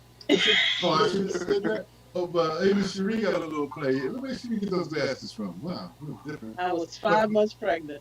Really? And the funny thing about this day, that morning I was going to pick Junior up and I was renting the house from Gwen when I fell down all the steps to your landing. Really? Oh, Sat there for about 3 minutes, didn't see no blood, got up, got in the limo, went to pick Junior up. Well, I kept in touch with Junior. I kept in touch with Junior. Me and him talked on the phone. I remember this one. Do you remember this one? Well, I don't know what Wanda's doing, but we know what he's doing. That was Dean Who, the midget. There was nothing better than going on the road with George Clinton and those guys. I mean, always an adventure. I was being polite. Yeah. I was being polite. He was cool. He was very cool. You think he was very cool. Yes, you were. Yeah. Oh, Yeah, wow. well, hey, I can't thank you all. Oh, my God. Who took this picture? It's a minute. I think I did. Okay. You must, somebody had to do it because I thought a minute. So, Kenny, you took it? Tony. Tony. Oh, Tony. Okay. Yeah, but Sade was nice. Uh-oh. Look at here. I mean, Sheila. Right. Is she happy or what? She's laughing really hard and she's not with Donnie Simpson. Yeah, that's what I was getting ready to say. Donnie up there, you know? Yeah, Sheila was funny. Sheila was nice. Sheila was funny. That's a great shot. Cool for a long time. They were tight for a while. Because I got a picture when both of them were skinny that I took years ago. Good living, bro. Sheila was getting an award or something somewhere, and they were both together. But both of them were skinny, though. I ain't gonna lie. Well, thank you. Uh-oh. Call me. Tony's people. Tony's people. Call me. Yeah. Yeah, I had to do this because it came to my exhibit, you know. From the sake, it was my bucket list. Ooh. Stacey Lattisaw. DC people. DC royalty. Yeah. DC people. What was the name of the song that they had together? Stacey Lattisaw and Johnny Gill. Perfect combination. Perfect combination.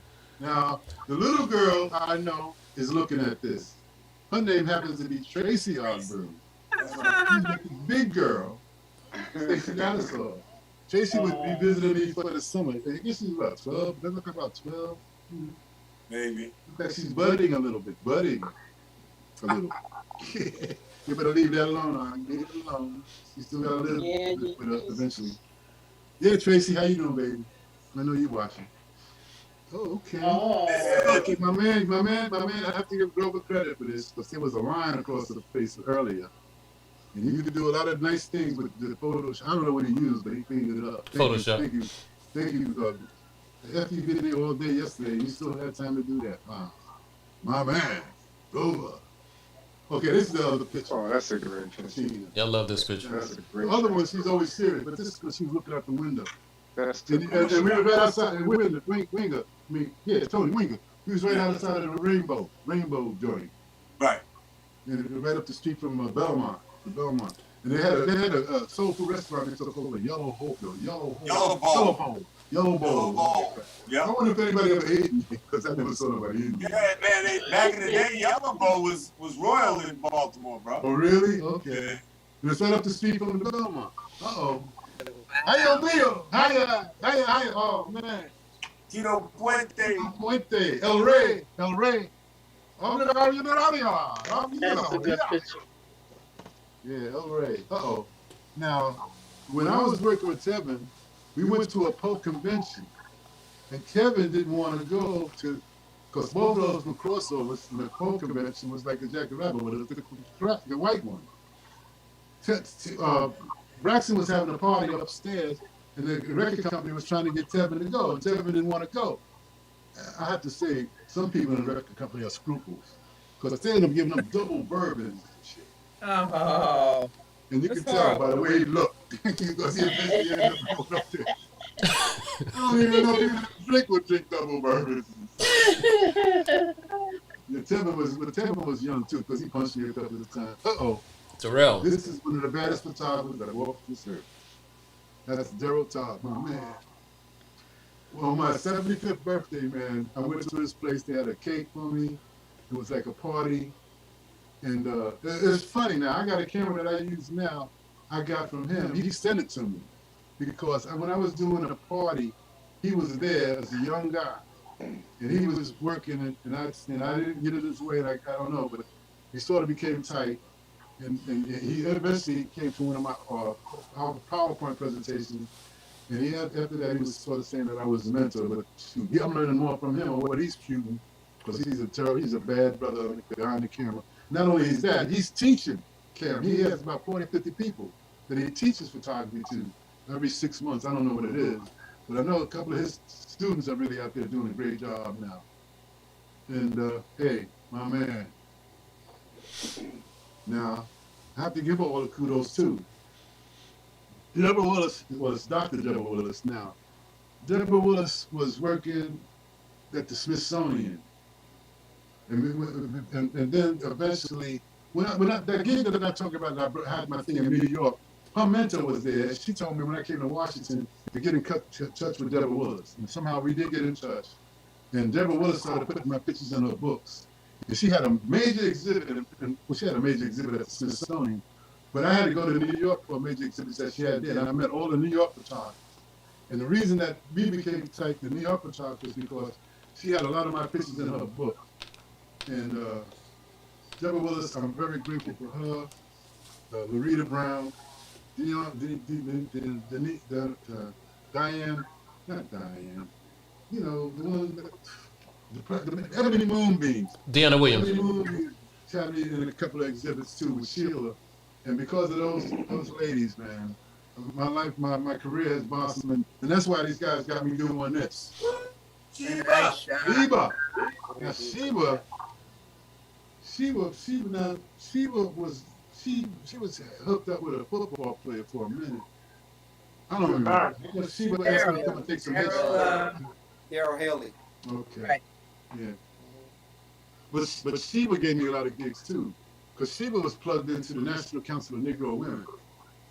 When she sort of left Dimensions, I don't know when else she left the Dimensions, but she was hooked up with it. Because she would, remember when you would have the family thing on the mall? The National Council of Negro Women? And Sheila would hook up all the entertainers for that, you know. But she was, you know, Sheba was fine too. Right? Still there. Still is. Still is. Okay, this is the first time. My girl came to town. You know, the tall babe. Phyllis. Phyllis Hyman. And so now this is what happened. A brother sends me this picture and it says, "Do you know who's in this picture?" And I'm saying to him, like, "How did you get this picture?" So when he tells me that, you know, when Phyllis died, her family came and got all of the stuff out of the hotel. No, it wasn't a hotel, where she was, her apartment. And they put it in storage. And I don't know what happened. But evidently, some girls from Connecticut ended up with the storage. And this guy ended up with this picture. And because of him getting this picture, he ended up calling me. He ended up talking to Andre, because he wrote a book on Phyllis. I got it here somewhere. And Ron Brown, I think, was Ron Brown ever on the air at OL? Anybody remember? Ron White. Ron White. Okay. Yeah, Ron was. Yeah, I thought so. Ron OL. Ron White was on WOL. Because both of those guys was from WOL, right? What's the guy on the left? Wasn't he OL too? Okay. Eddie Lemon, that was HUR. Eddie Lemon and Anthony Carlton, that was AC, HUR. and the girl Yep. was That's Candy. AC. That's AC in the back. Yeah. And Second from the left. Yeah, Wow. next to them. That's Candy, right next to Phyllis, right? Candy was the program director or music director at KYS at the time. And that. And other than that, Sheila, this is one of the first times that Sheila sort of hooked up with Phyllis, because she had been managing Phyllis for a minute. Didn't she? Well, everybody knows George Gillespie. He had the store on Soul Shack. Soul Shack. Was that on G Street? Yeah, Yep. G Street. And because of HUR, he got rich. Because HUR was the first station, basically in the country, that was selling albums. Al Jarreau, Norman Connors, Phyllis Hyman, Jimi Hendrix, even because of Norman Reed had a philosophy of 360 degrees of blackness. And they were playing John Coltrane, and also with the Shy Lights, and whatever. I know I had more records. I had to get rid of the records. I had to get rid of the records because I had too many. They would take over my apartment. And because my boy was Andre. And Susan Perry was the working for Buddha at the time. Man, this is great. I know Susan and Keenan, they might be seeing this. I'm talking about y'all people, my homies. Yeah, okay, this is great. Okay. Now this picture is Tom Terrell. Tom Terrell, my guy. Yep, Tom Terrell. Tom Terrell is from New Jersey. We used to play together as kids when I would go to piano lessons. Really? Next door to his house. Yes. Well, did you know? Yes. I guess you know his sister then, because his sister. Yeah, Bevadine and Mona. Yeah. Okay. Yeah. Wow, that's a great shot. Yeah. Tom Terrell. Well, Tom used to be one of the best writers. Connected in Washington, no matter where you come from. No lie. That's right. You wind up connected with people in DC.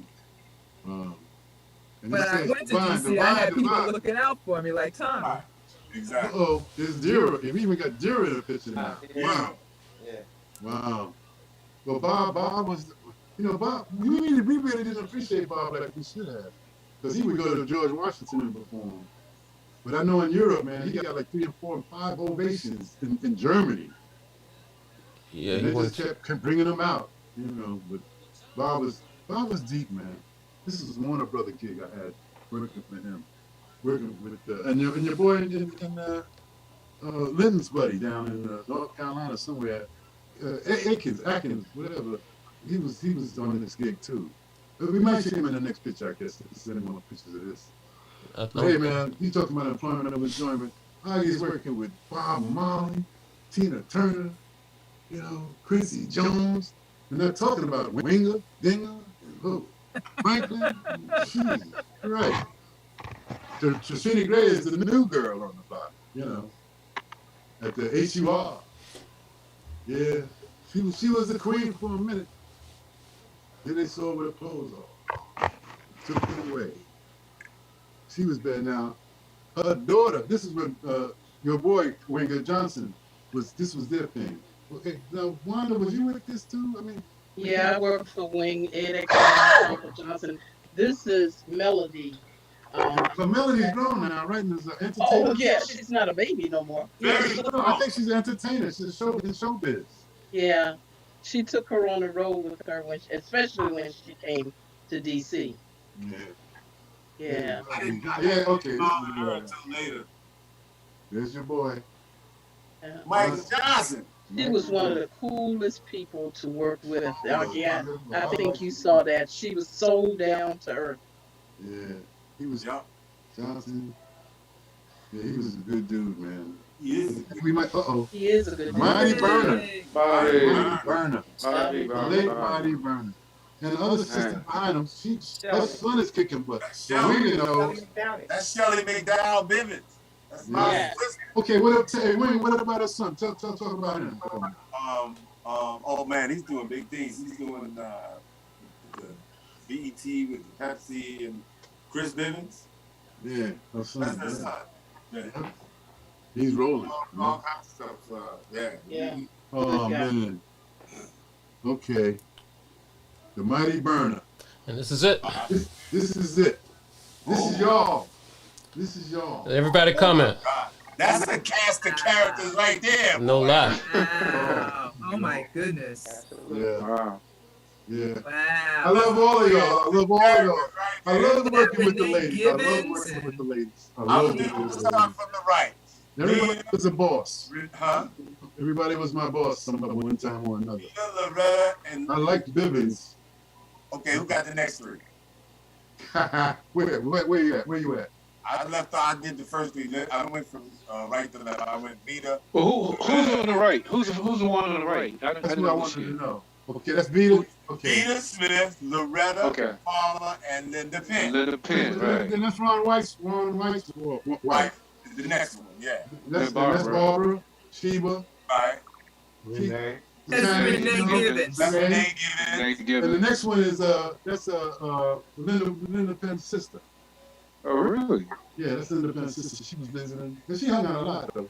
And who's the other girl? Come on. Sandra Newman. Sandra Newman and Linda Gregg. Linda Gregg on the end. And this means to let y'all know that it's been a pleasure.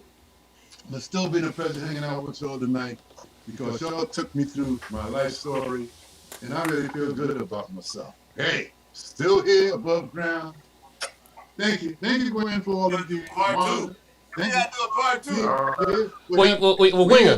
Winger, happy with the things. Well, you know, I think maybe. One of the brothers sang the national anthem at a basketball game. Luke Curtin. Was it Luke Curtin? Yeah. Yeah, Luke Curtin sang. And then Alexander O'Neal. Wing. Okay, we was on the road with Alexander O'Neal. Oh my goodness. So Winger, Patrick. That brought Patrick alive. I just want to say, you know, like just looking at the screen right now and just looking at all these people on the screen, it's just like all of us are interwoven together. Yes. You know, in this music industry, and it's just amazing to me. And one thing we all have in common, Grover and I were talking about this morning, is that we all love and appreciate Oggi Ogburn. That's why we're here this evening. And, you know, Oggi, we love you, man. We love you, we respect you, and just thank you for documenting the Black history for us. And thank everybody on this panel. You know, like, I have so much respect for all of y'all. And one more thing I got to say, my man Grover, you've done a tremendous job. I mean, all the work that you've done getting these photographs together, you know, 5 hours nonstop. Really, man, thank you so much for pulling this off. And I have to thank you too, Gregg, you and Grover, because you're a part of me.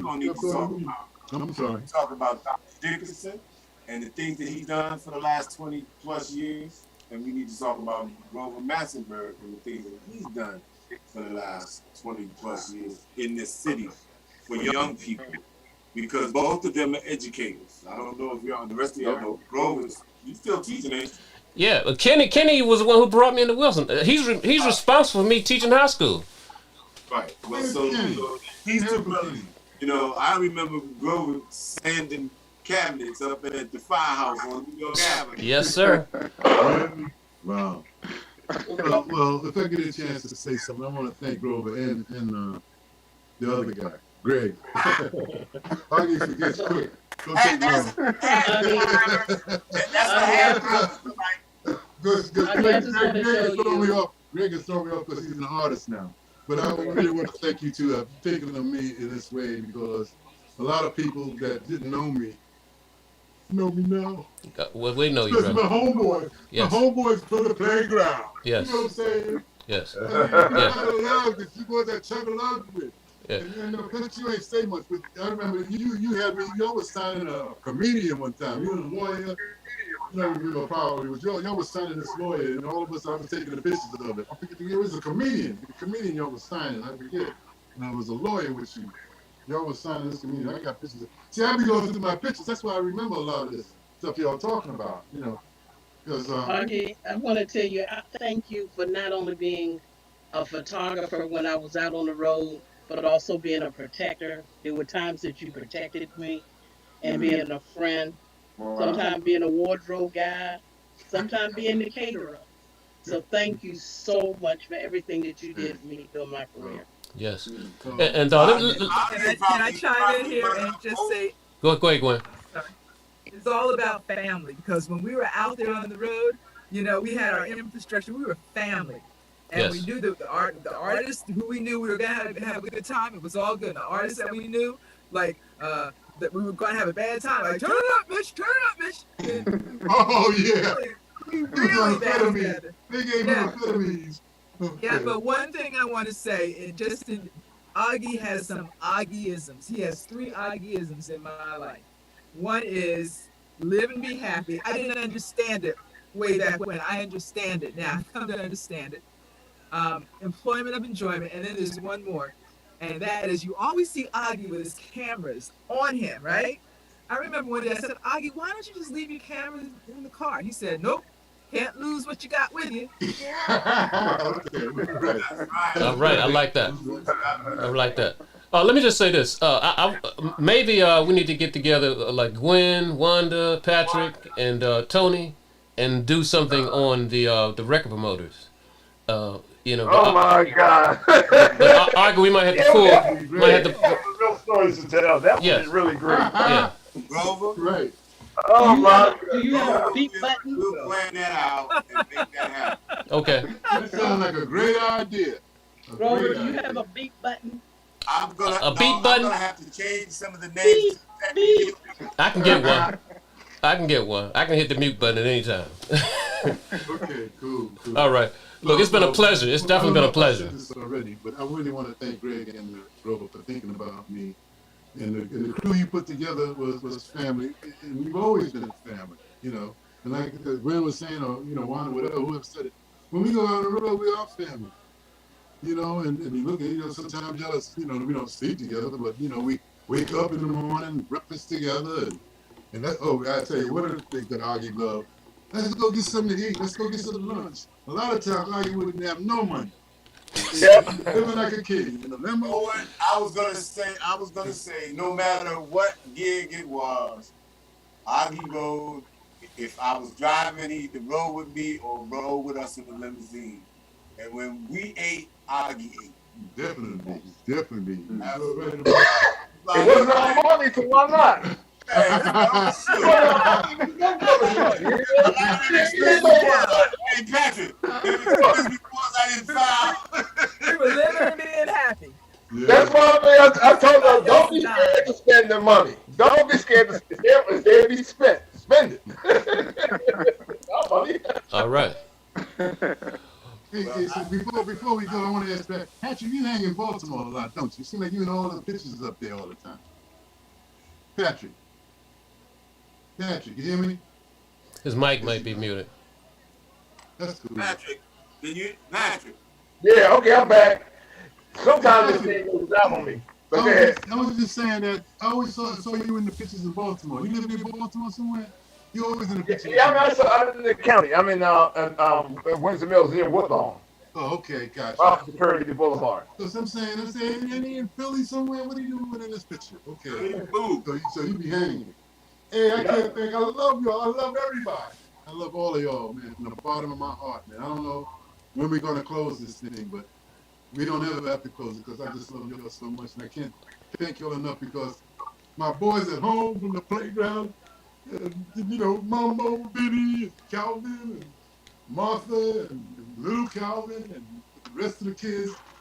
I know my crumb snatch, my personal crumb snatchers listening at this, and Tracy, I love you too. And hey, man, I don't know how we're supposed to end this, but hey, I We just just want got you to to. know that I can't thank anybody enough from the bottom of my heart with the tears coming out.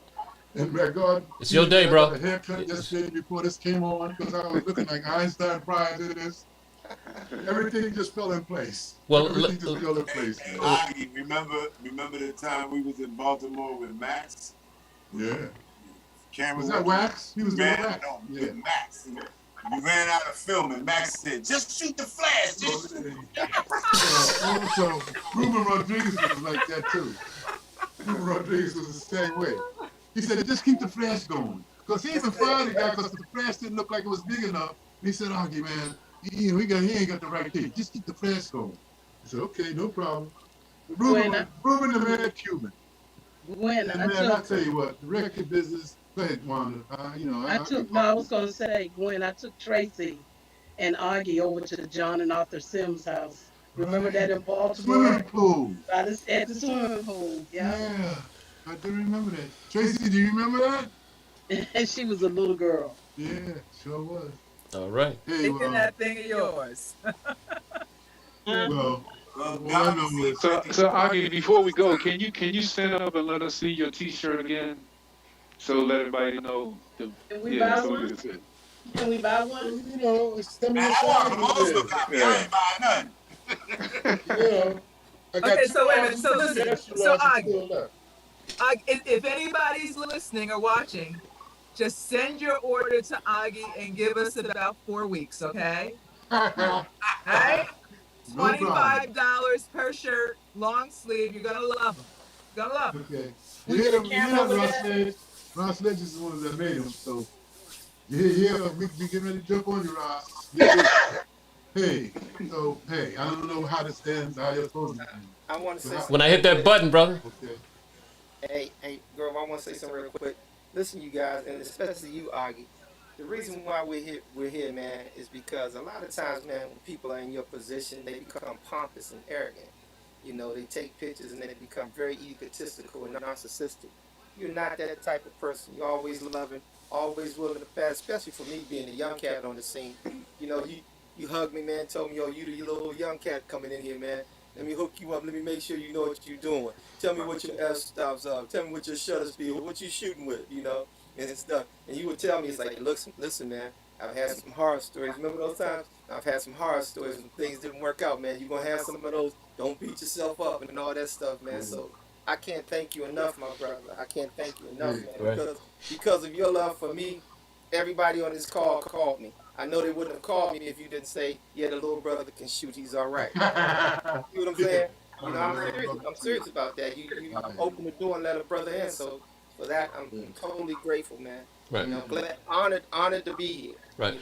And I just want to say, I don't want to thank Gwen for introducing us because, like, it was she was talking about both of us for a long time, and we had never seen each other. So you got to meet Augie, and telling you the same thing, and we finally met and we hit it off the first time, and The way she said it, you two are both creative. You're both, it was deep. It was deep when she said that. yeah. So we thank you, Gwen. And Wow. I want to thank everybody on the panel. It's good seeing Patrick, good seeing Wanda again, and Winger. As always, you're always my brother. You and Kenny, y'all know that. You know, and Greg, it's always a pleasure working with you, brother. You know. All right, I love y'all. Before this start getting mushy. Yeah, it is.